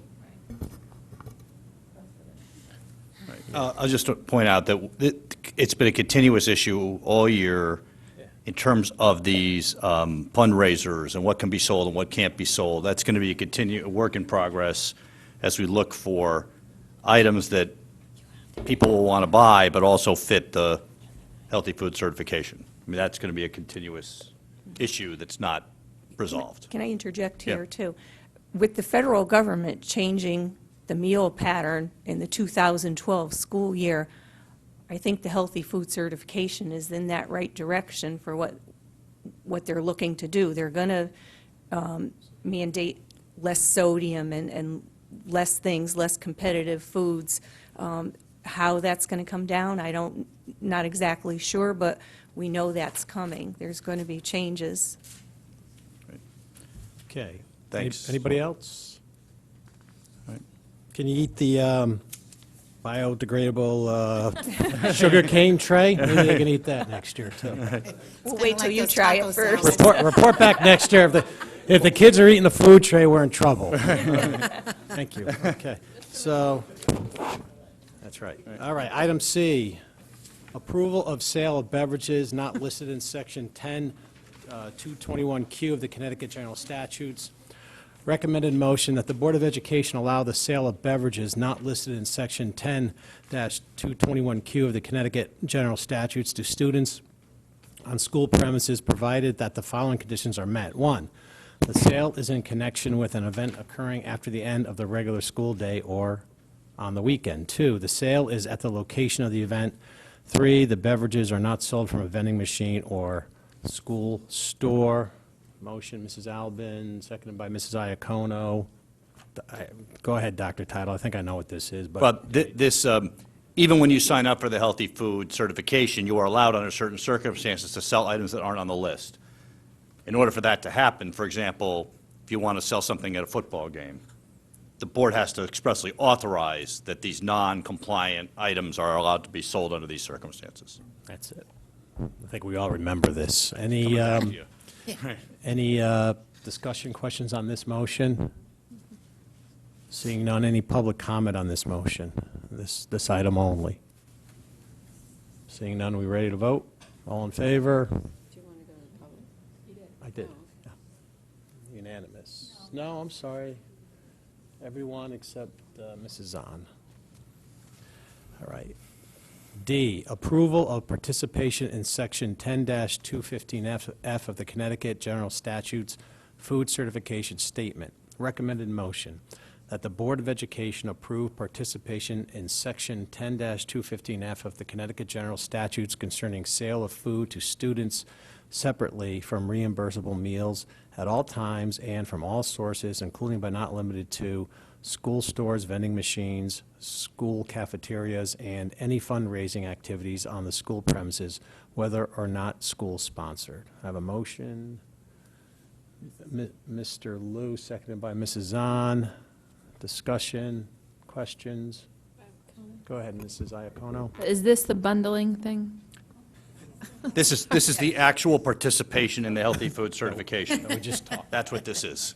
Thank This you. is I'm the, we sorry, are this is participating again next year. It's confusing. Or not. Right, Okay, all right, thank you. Mrs. Alba. right. For 60 grand. Last year was the first year that we approved this and went in this direction. I didn't vote for it then. I haven't voted for it since it came before this board. Prior boards felt that because of the restrictions it placed in other portions of the day, specifically mentioned by our student representative, the sales that students have to raise money for their organizations. And we also, former boards, which I sat on, also felt that we could do that job with healthy food and do the job without these restrictions and still provide quality and healthy food for our students. As I sat here and I listened to the conversations this evening and the report, I was wondering how I would vote this year, and I started to think they've done all this work to implement this, and if I voted against it, and perhaps we all voted against it, and it were to fail, that Mrs. Fitzpatrick may have yet more work, so I was inclined to leave well enough alone. Having listened to the conversation further and listening to our student representative, I will be voting against it. I believe we can serve healthy food without the state guidelines. And I'm not so certain that the money we receive for doing it is worth the work that has been going through, that people have been going through to comply either. I'm not certain that, the benefit is there economically as well as, again, I think we can do it ourselves. The state doesn't tell me how to cook, and I can serve healthy food at home, and I do. Mr. Carey. Is there any appetite on this board to, no pun intended, to have a discussion about having our own healthy program, not having to subscribe to every single codicil of the state's requirement, but still, I don't undo what we've done in terms of moving in that direction. I think that a lot of this work is important. I just don't know that we want to be beholden to every single aspect, and especially after hearing our student representative this evening. The question then becomes, how do we frame this in a way that does not create even more work for our administrative team? So I would want to bounce that back to the chair, to either Dr. Title or his team. If it's easier to go this way, then... Well, I think you should approve this. I think to pull the plug on this after 1 year would be a mistake. We just did it for 1 year. There's things to work out. It's $60,000. That's 10 cents a lunch. So you're going to raise lunch prices 10 cents already because it was in the budget. You got to raise them 10 more cents if you don't get the $60,000. I think we got to, keep working on this thing. If we get to the end of next year and just not working, and the federal guidelines are not sort of equivalent to this anyways, I mean, it's going to be a moot point, I think, a year from now. I just think it's too early to pull the plug on it. That's my take. Hearing that, I'm willing to look at this for another year, but I really want to have us contemplate. I don't think we have to be beholden to kind of the generic state program, which, as I recall last year, was a document that was thicker than our policy guide. So, I think that we need to look at how we can be creative here, and I understand there's some federal guidelines that are up for look, and that's even less appealing to me as it gets further away from our student sitting down here at the table when Washington, D.C. starts deciding how to feed our kids. So, I will reluctantly support this evening, but I do want us to kind of look at how we can frame this for our own community and our own community's needs. Mr. Liu. I think we sometimes forget that we do answer to the state and to the federal government on a lot of things, including what we teach. I'm not trying to say that I want to be a slave to the state or the federal government, but I think we have to be realistic here. I mean, there are standards that we're asked to educate our children by, and food and health, to me, is part of that. Even if we were to implement our own healthy standards, I don't know if I'd want, despite the difficulties that it would put on the students, trying to sell foods that are not going to promote health, because I think, as difficult as that is sometimes, that is our role as educators, to provide an example, to show them where they're going. And when they get to college, when they go out into the adult world, that is the time to make your own choices. I kind of feel like that's, along the lines of so many things that we do as parents while our children are still in our homes. I just think this is also, we didn't have, I know Joanne before was working to become more healthier, but we didn't have a completely healthy program, to no one's fault. And sometimes programs like this help to jumpstart us. Now we're on our way. We are doing things that I think are going towards that line. And as Mrs. Fitzpatrick said, it's going that way anyway, and it's not just because of the state and the federal government. It's because people are becoming aware and educated that these choices about what you eat are part of, it's part about being an educated person, it's part of being a healthier person, and it's better for us as human beings. So I just think this is an important part of education. It's not just, it's eating time. It's about all the things that we try to educate our students on. Thank you. Mrs. Zahn, you had something? Yes, thank you. Again, I mean, I don't want to be known as the anti-wellness board member, but, yeah, that's okay. It's 5 meals a week. As much as we're trying to teach our children about making appropriate choices for everything, this is about their learning and responsibility as adults. They're going to go into the real world at some point, not beholden to mommy's, apron strings or daddy's. And I just feel that this is really pushing it. Thank you. Mrs. Iacono. I'm hearing a lot of really what this comes down to, philosophical differences on how this should happen, and I too completely believe in individual rights, and I think that parenting starts at home, and you need to teach those things and hope that when your children go into the cafeterias, they're choosing an apple and not the big cookie, but at the same time, I would love for us to do this ourselves, because it irritates me to have to be mandated, to follow some mandates from the state and the federal government. And we don't have to do that. We could do this ourselves. And my guess is we could do this better. Unfortunately, I just don't think we're there to do that. I don't think we have the infrastructure for it right now. And financially, I don't think we can do it right now. And I think we need to take the $60,000 and unfortunately, for the time being, be beholden to the state on this, as irritating as I find that. And in the meantime, I think we should take some of the pieces of this that are particular lemons and try and make lemonade out of them.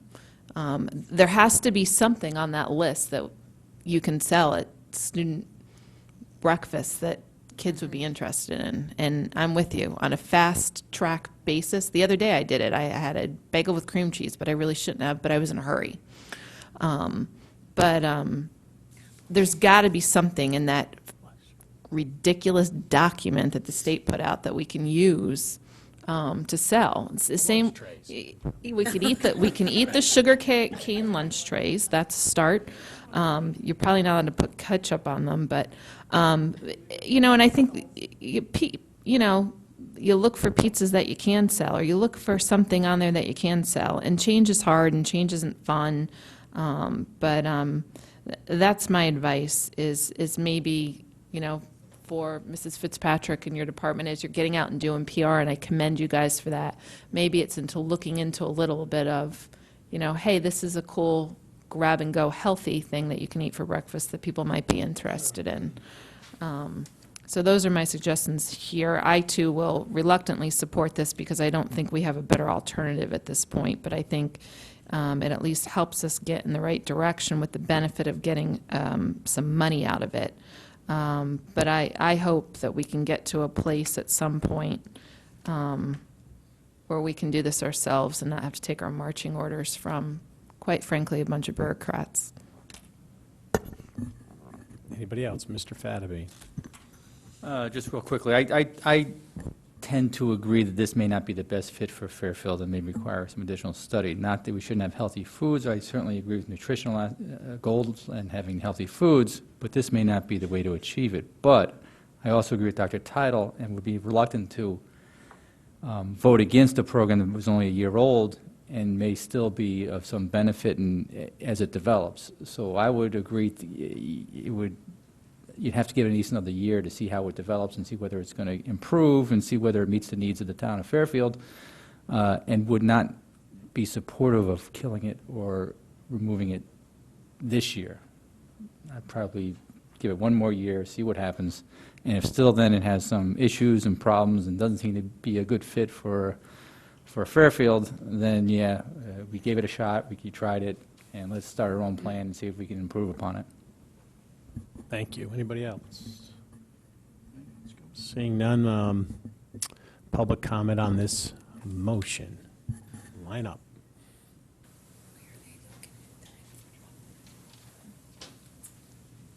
Hi, Michelle McCabe, 1060 Merritt Street, and I'm also the chair of Fuel for Learning Partnership. It's a PTA Council Standing Committee. And it sounds like reluctantly the board is going to be voting in favor of healthy food certification anyway, but I still felt like I had to get up here and say a few things about it. First of all, I should say that healthy food certification has nothing to do with school lunch. It has to do with food that's served outside of the school lunch. And the school lunch is a federal program, and we are beholden to follow standards with that. And there are districts that go maverick, and they don't actually participate in the federal school lunch program. So perhaps, I don't know if that's something that we want to consider, but I don't know if that's such a great idea.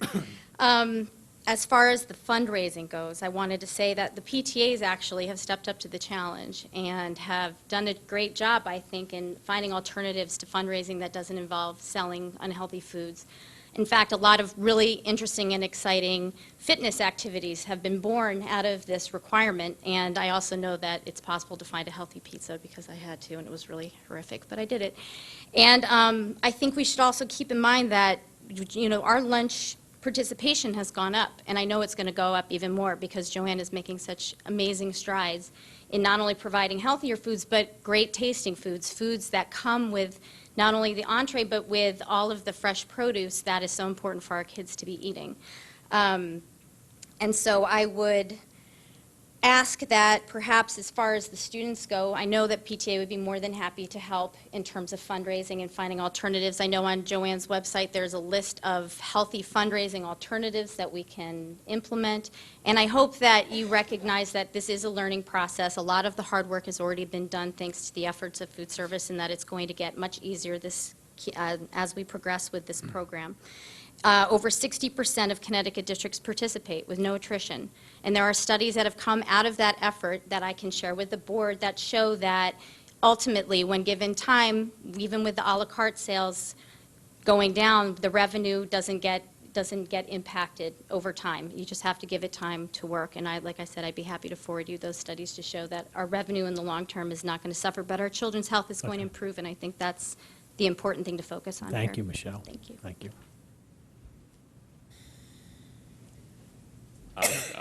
Neil Fink, Crest Terrace in Fairfield. Just very quickly, I think that Mrs. Zahn, and I'm sorry, I don't hear Ms.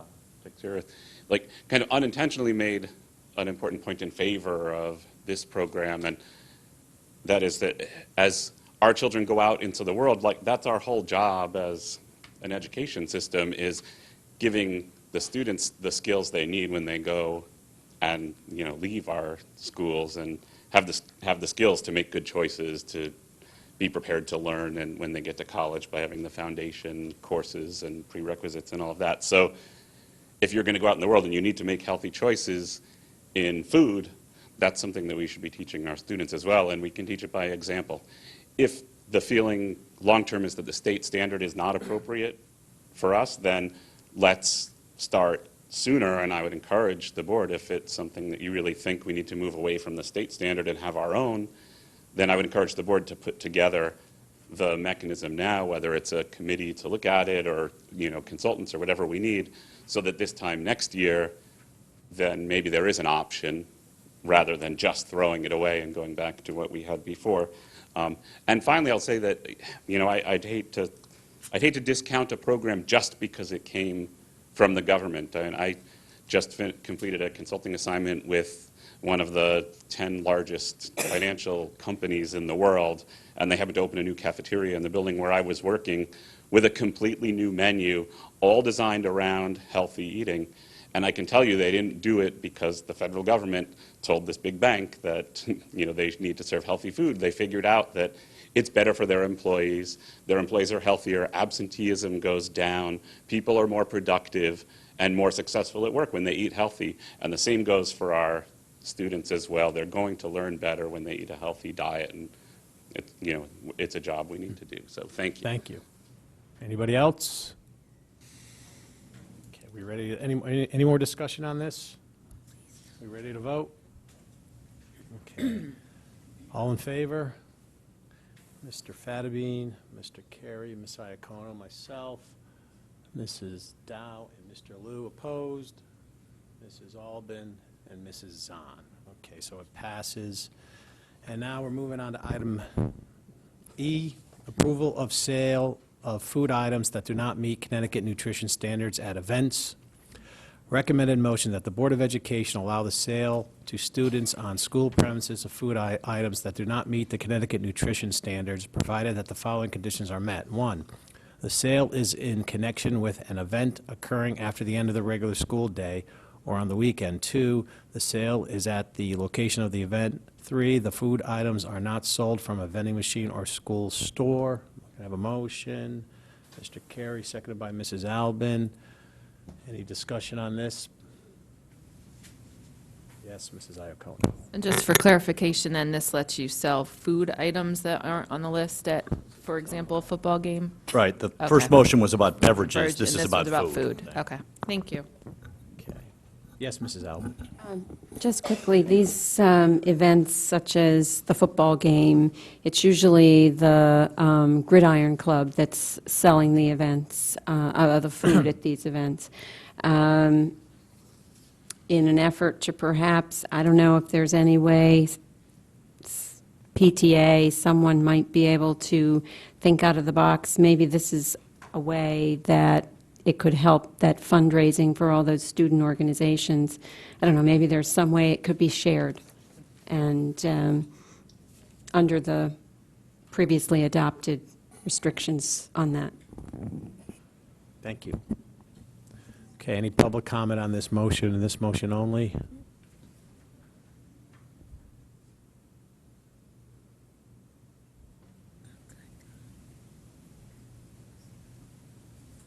Hi, Doreen Herron, 53 Forest Avenue. I have a question, but I know you can't answer it. A question I had is that as past PTA president, I had a long meeting with my PTA regarding how to follow this.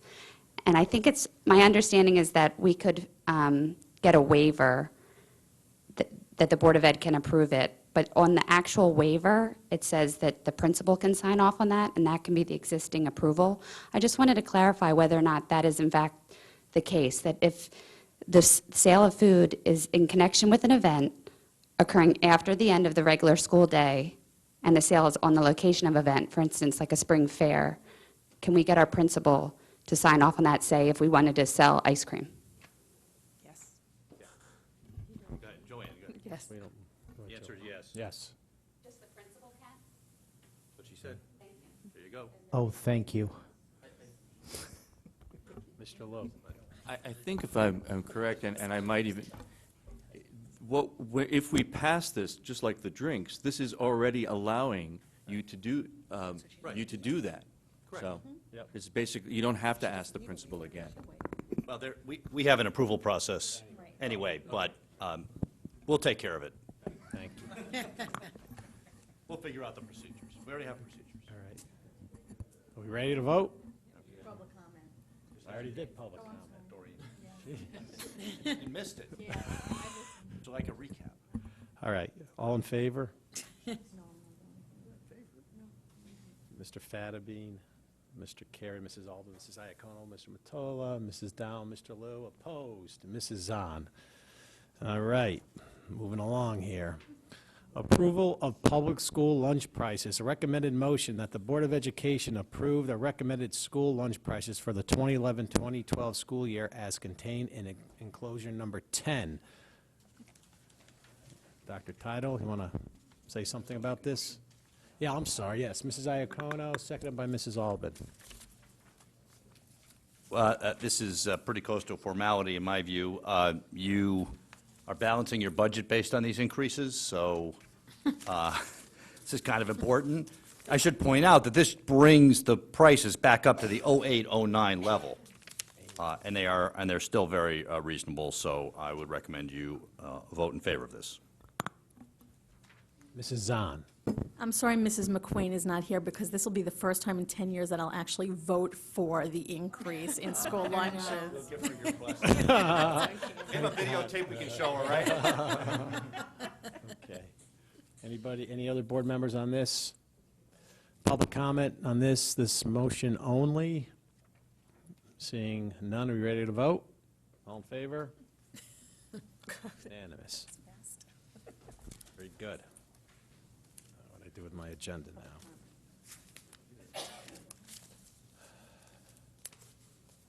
now?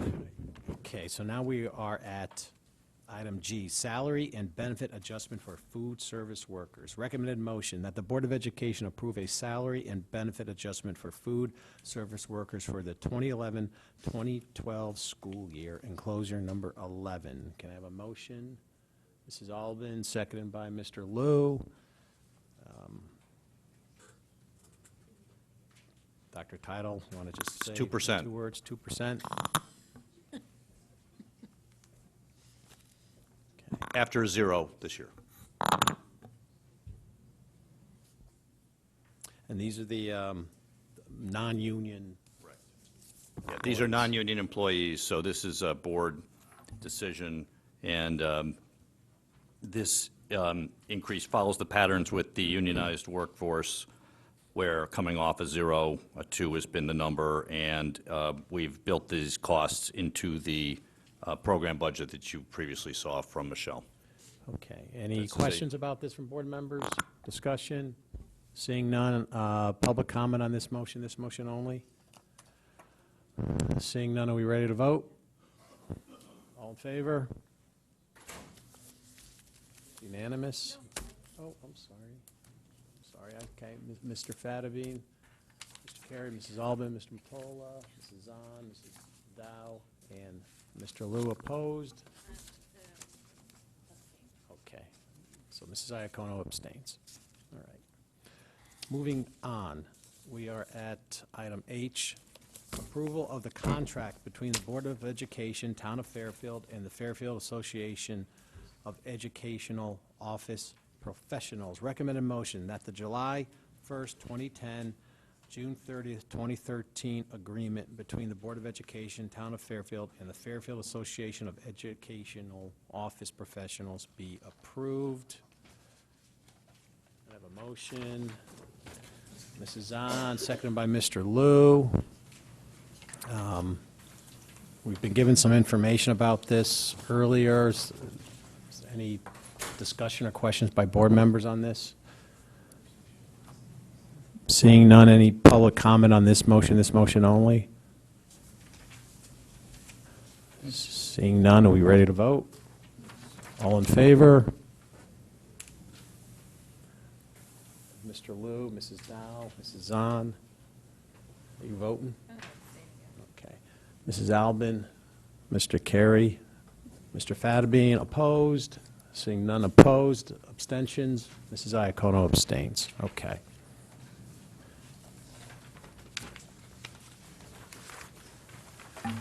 Item I, financial report and approval of budget transfers for the 2011, No, that's- 2010, 2011 Yes, fiscal year. that's a typo. Okay. So it should be 2010, 2011 fiscal year. Recommended motion that the Board of Education approve line item transfers in the amount of $155,000 for the 2010, 2011 fiscal year as detailed in the financial statement enclosure number 12. Mrs. Zahn moves, seconded by Mrs. Dow. Are we going to have anything on this presentation, or just a quick? I think you had the full presentation last We did, time. you're right. In great detail, so We this is did. round two. And we had a So, detailed presentation. yeah, a Okay. detailed presentation, so if Ready it's to okay with you, I'll skip the detailed It's presentation. fine. Okay. Any questions? Seeing none. Public comment on this motion only? Seeing none, we're ready to vote. All in favor? Unanimous. Okay. Moving along. Oh, boy. First read of policy number 5511, immunizations, enclosure number 13. This is a first reading, so there's no motion. This updates the immunization policy to comply with the changes in the state statute. That's all this is? That's all it Complying is. with the state statute, okay. Any questions on this from board members? Mr. Carey? All right, I don't want to drag you guys through this too long, but this one's driving me nuts. Is the immunization for influenza just for pre-K? Is my understanding of that correctly? Was I went to the Department of Education. That's what it seems to be, but can we have that clarified? We can get it clarified unless, we didn't have Joanne Ryan come for this, so. My other They know about the questions- immunization for influenza. Yeah. Is that pre-K only? Do you know, Andrea? I don't know. All right, we'll look into it. I mean, I did a little research Yeah. over the weekend, and that's what it appeared to be, but I want to validate that because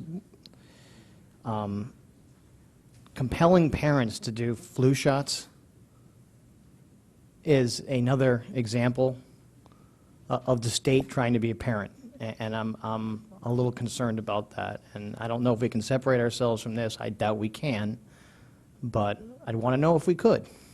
All right, we'll check. My other question is, does the Department of Health or Education do this by fiat? Was this voted for by the General Assembly? How do we get here so I can figure out who to call and yell at? I think it would be the Department of Public Health. Okay. There's probably statutes that are passed and then regulations to comply with the statutes, and I'll save the board the pain of the package inserts from the influenza vaccinations that have been approved this year and the potential adverse effects. Right. But I'm not happy about this one. the influenza is the new piece of this, right? Right. All right. A couple Thank other you. things. Yep. Thank you. Anybody else? Okay, so we'll vote on this at the next meeting and get answers to some questions. All right. Thank you, Mr. Carey. Item K, revision of preschool tuition. Recommended motion that the Board of Education revise preschool tuition to include a sibling discount as described in enclosure number 14. Dr. Tittle, you want to comment on that? How about, I'll take a motion first. You're right, I apologize. I'm late. Mrs. Iacono, seconded by Mrs. Albin. Go ahead, Dr. All right, Tittle. thank you. If you recall, at the last meeting, we approved a tuition schedule for the pre-K based on the salary ranges you see there. Subsequent to this, we had a request, and we found a number of preschools do give a discount for a second child if the first child is paying. And given that this is new, we felt that this discount made sense as long as both children are actually enrolled. I mean, there won't be that many of them, but give a 3-year-old and a 4-year-old or twins, and the first child has to be actually paying. So under those circumstances, it seemed like, a pretty heavy burden, and so Anna and her gang did some research, and so this is what we're recommending for a sibling discount. Seems fair, and, we're not counting on this revenue to balance the program, so we can do this, we can try it, and if it looks like it's an issue, we can adjust it next year. Thank you. Any questions? Mrs. Iacono? 50% just seems like a lot to me. How did, you did some research, through the chair to either Dr. Title or Mrs. Kataya-Leonard, how did you come up with 50%? Well, do you want to talk about that? I can talk about it. Have at it, see if I get the right answer. Well, I think the issue is that we have some families that are actually in the program now, aren't paying anything, because this program hadn't charged. Now, all of a sudden, you get hit with 2 tuitions out of the blue. So it seemed like if you were going to bother with a discount, that it ought to be something, reasonable, sizable. To give somebody, a few $100s was almost like, why bother doing it at all? But certainly, if the board felt that was too big a discount, we can adjust it. But that was kind of the feeling, was if we're going to have a discount, let's make it something, meaningful. But, I'm not wedded at that number. It just seemed like a good place to start. Right. Can't say it was a big scientific effort. Right. Or not do it at all. I mean, this is in your court, really. Anna, do you want to say anything about this? It was a little more sophisticated than that, so I don't mean to be flip about it, but it just came up. Well, the response was, the reason why we came to you is because we actually had families reach out to us.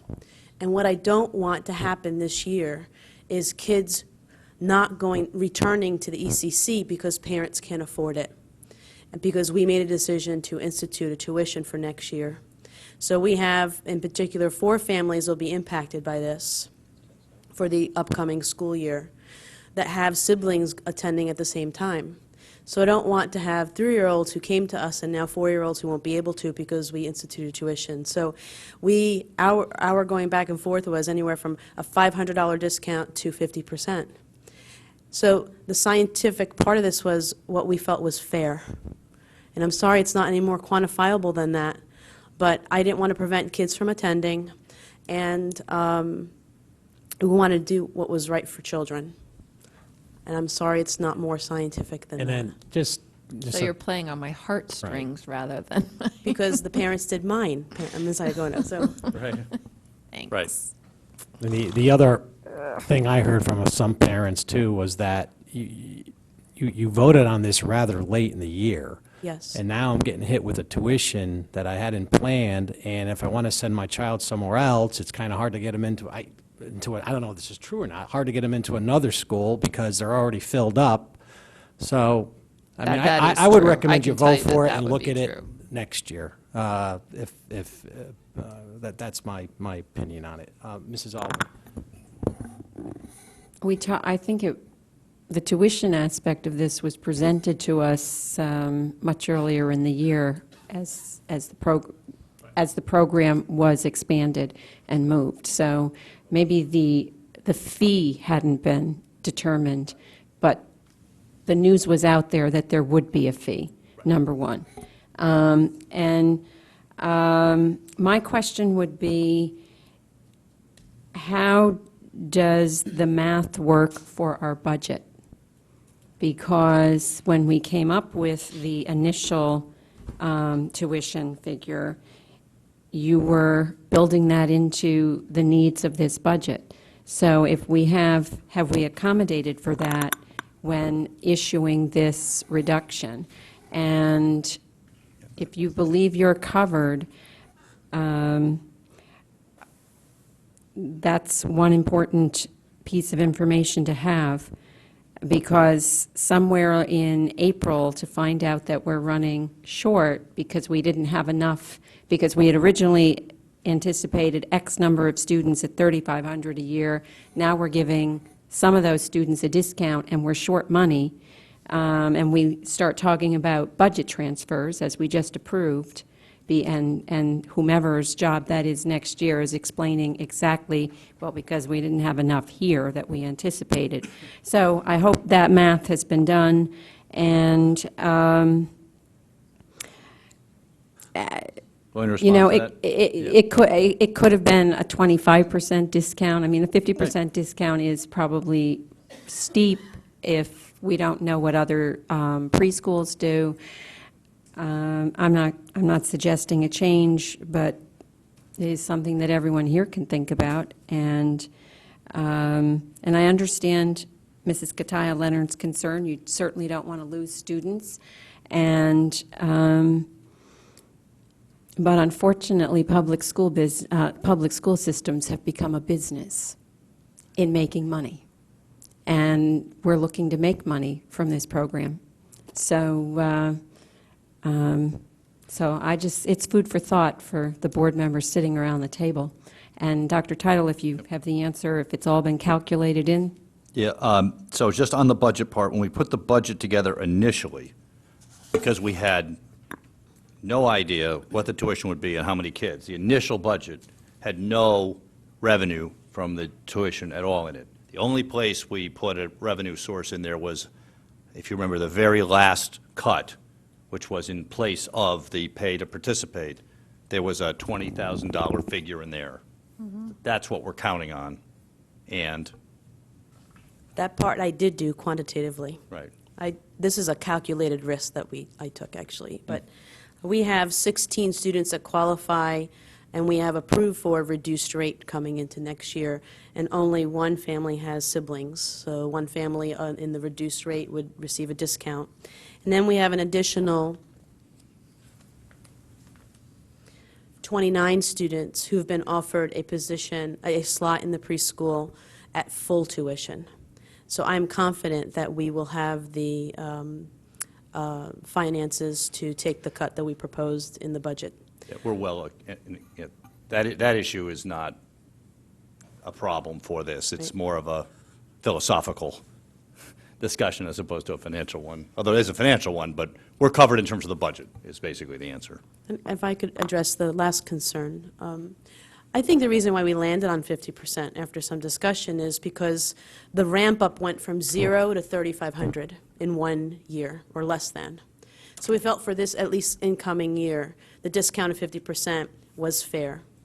And maybe something we revisit again next year, now that the word is out, when the applications are completed by families next year, they'll know up front what the actual tuition is, so they'll know what they're signing up for next year, so. You can do it for 1 year only if you want. Right, we can do that. Yeah. Sure, you want to make a friendly amendment? I thought you said friendly. Whatever you want to do. Go ahead. I'd like to offer an amendment then that the Board of Education revise preschool tuition to include a sibling discount as described in enclosure 14 for school year 2011-2012 to be reapproved for subsequent school years. Okay, do I have a second on that? Mr. Liu? Okay, any discussion on the amendment? All right. Yes, Mrs. Zahn. I guess while I agree with the amendment to continue to approve it year after year, well, I can only speak to the amendment, but, because I'm still not happy with the main motion, so. I'm with you. So we'll vote on this and then Yeah, we'll vote on the main. I guess, yeah. So I'll vote on the amendment for now, but. All right. So is there any public comment on the amendment, and the amendment only? Seeing none, are we ready to vote on the amendment? All right.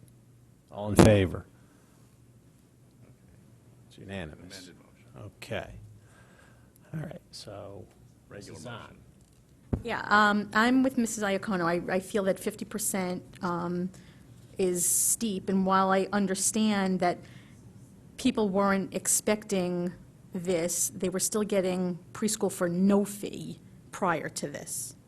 So I I would be okay with 25%, and again, having us reapprove that every year, but 50%, I believe, is way too generous, actually. Mr. Carey. Just to put this conversation in perspective, since we're going to look at this again next year, I think Mrs. Taylor said this was 4 families, so I think our net exposure here is $7,000. 4 families is what it would impact. Right, so we're talking about a loss of $1,750 max per family for 1 kid, so about $7,000. Mr. Fadden. A couple sort of quick background questions. Do we know of any other district that charges a tuition for preschool? Yes. There are some? We provided that in the packet last time. All right, sorry, I don't, were there a large number? Or about how many? All right. Do we know if any of those offer discounts for siblings? No, I don't know that. Do we know if this program has more applicants than seats? In other words, do we get more applicants for this program than we accommodate? No, we currently have open slots. There are currently open slots. All right. My general thought is that I generally don't think it's good policy to pass policies that are directed to a small, select group because of their specific special interest. The policy is good for the whole in general, and when you have a minority group that is advocating for a policy change to accommodate them, in general, in my opinion, that's bad reasons to set policy. And if this is a situation where we had good policy to begin with, but now we're going to change our policy in an effort to accommodate a small minority group, in general, that's a bad practice in setting policy and often leads to setting bad policy. So that's my one reservation in approving a policy change from what we originally thought was a good policy, based on that. Thank you. Mr. Liu, then Mrs. Zahn.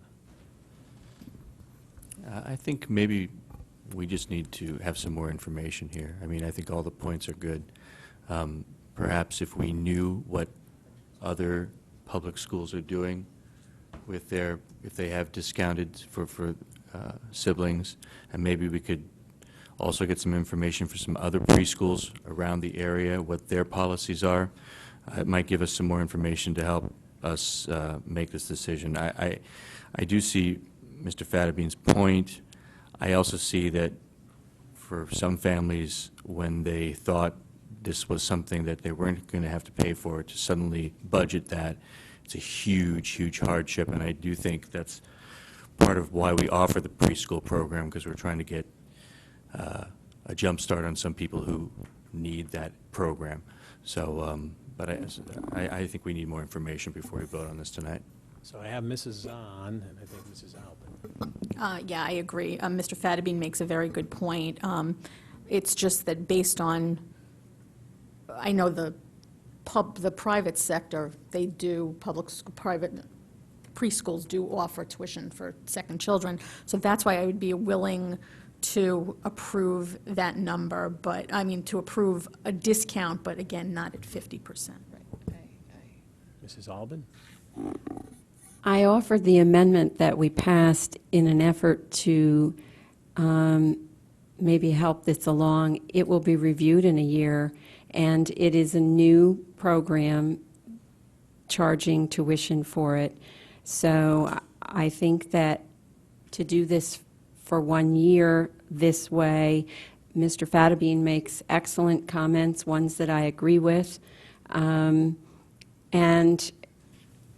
if someone felt strongly enough about a 25% discount, well, they could make that motion. But I just thought if, in offering the amendment that I did, that we approved, that we could move this on. We're talking about 4 students, as Mr. Carey said, $7,000. We could spend all night on the subject, or so either someone could make an amendment to reduce it to 25% and see if it passes, or we could vote on this amendment and just move it forward. Mr. Lou. I make an amendment that we postpone this till the next meeting, that we get the information from what the other public schools and private schools are doing, and we vote on it then. So I'd like to make that motion. So you want to do a motion to postpone to the next meeting? Is there a second on it? Yes, second. Okay. Any discussion on that motion to postpone? I would vote in favor of that motion, simply because I, like Mrs. Zahn, am in favor of offering a discount. I just would like more information as to how we achieve that discount. Okay, so if I'm understanding the reason why you want to postpone is to have the administration look into other preschools to see what Right. type of discount they give for siblings. I would like to be a little bit more specific. We had a sampling of other preschools where we got samples of their tuitions. If we could then go back to those same schools and find out what their, Okay, my only concern is here that, okay, so we go out and we find out, hypothetically, that nobody else offers a discount. Does that mean we're not offering a discount? Or we're just going to be beholden to what everyone else does? Or if we go find out that everyone offers 50%, that's what you're going to do? I mean, this is our program. You want to offer a discount? Offer a discount. What difference does it make what Shelton does or anybody else does? You just got this whole argument about, let's not do it because the state wants to do it, we want to be our own people, blah, blah, blah, blah, blah. Now, so, I mean, we're not averse to gathering information, but if you're not going to use it in the decision-making process, it's a useless exercise. So if you don't want to do it, just don't do it. I won't lose any sleep over it. I don't want to do 50%, but I'd Let's like go- to wait a know minute, what let's other go back schools to- do. Let's go back to You my know. motion, which is to postpone, we never got a, Right, Yeah, we got a second. All right, anybody want to talk about the motion to postpone? Mr. Carey, anything else? I think that I am comfortable with Mrs. Albin's motion for us to review this in a year. We're talking about $7,000 here. I don't think it's worthwhile to take up a lot more board time on this issue. What I would be in favor of, if we want to collect this information, to collect it and present it to the board next year during the budget season. And I think just move on with a yes or no, excuse me, a yes or no on this motion tonight. Okay, so we have a motion to postpone on the table. Public comment on the motion to postpone? Oh, I'm sorry, Mrs. Dow, I apologize. No, that's okay. Just one quick question. If, in the motion to postpone, is it to a date certain of June 28th? Because parents will want to know, so It would okay. have to I don't be. want it to be, yeah, I mean, parents will want to know before they start heading out for the summer, so I just want to, that's why The I'm. motion to postpone would be to June 28th. Okay. I don't want it to just kind of hang over the summer. Okay, thank you. No public comment on this? Any public comment on the motion to postpone? Seeing none, we ready to vote? All in favor? Mr. Liu, Mrs. Iacono, Mr. Fattabine opposed? Mrs. Dow, Mrs. Zahn, myself, Mrs. Albin, Mr. Carey. Okay, so now we're back to the main motion, which is as amended, right? That the Board of Education revise preschool tuition to include a sibling discount as described in enclosure number 14. I think it was for fiscal year 2011-12 only, right? Okay. Any further discussion on the amended motion? Yes, Mrs. Zahn. I won't support it unless, well, I don't know, it's wasting more time, but if I throw out an amendment out there for 25%, will we get that approved, so. Second. Okay, so we have, there's a motion to amend the motion that's been amended already, and which would, if I'm reading this correctly, would be, the amended would be 25%. I don't have to read the whole thing again. Okay, any discussion on the 25%? Knock yourselves out. Seeing none, public comment on the 25%. I'm losing it. I was doing it during the lunch program, so. All right, so are we ready to vote on the amended motion to give a discount of 25% for siblings? Okay, here we go. All in favor of that? Mr. Fattabine, Mrs. Iacono, Mrs. Zahn opposed? The rest of us. that Mr. failed. Okay, Liu, great. Mrs. Dow, Now you're Mrs. back to Albin, 50%. Mr. Carey, okay.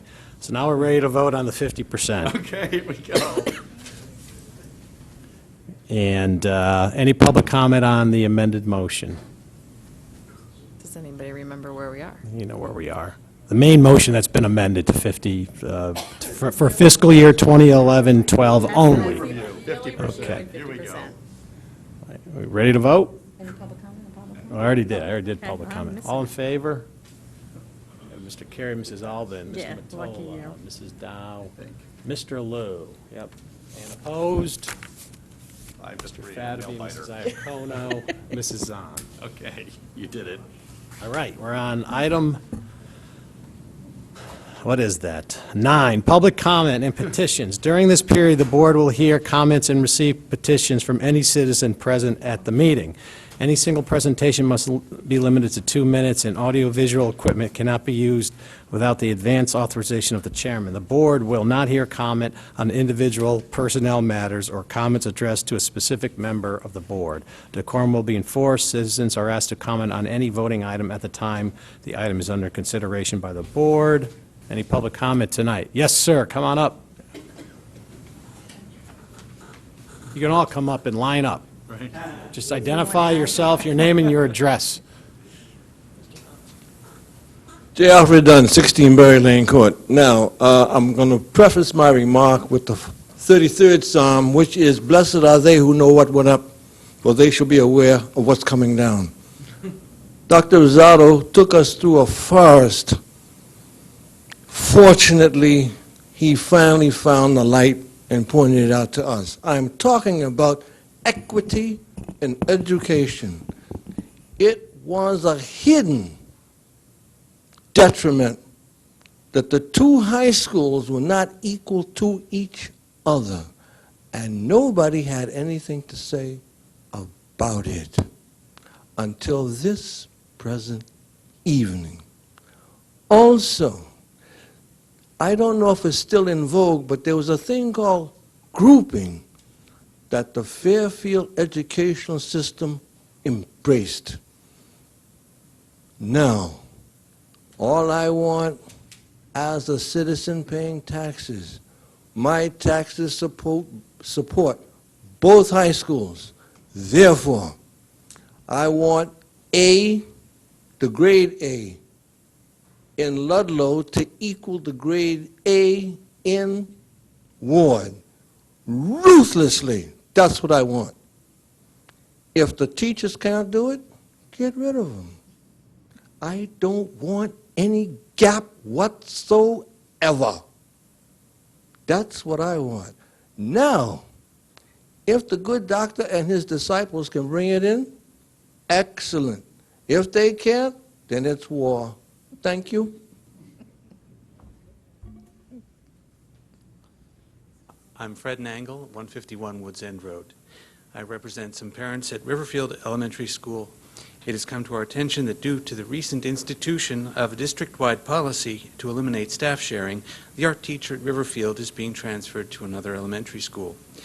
Because of the fluctuation in enrollment from one year to the next, we wonder how a policy like this will work in the future.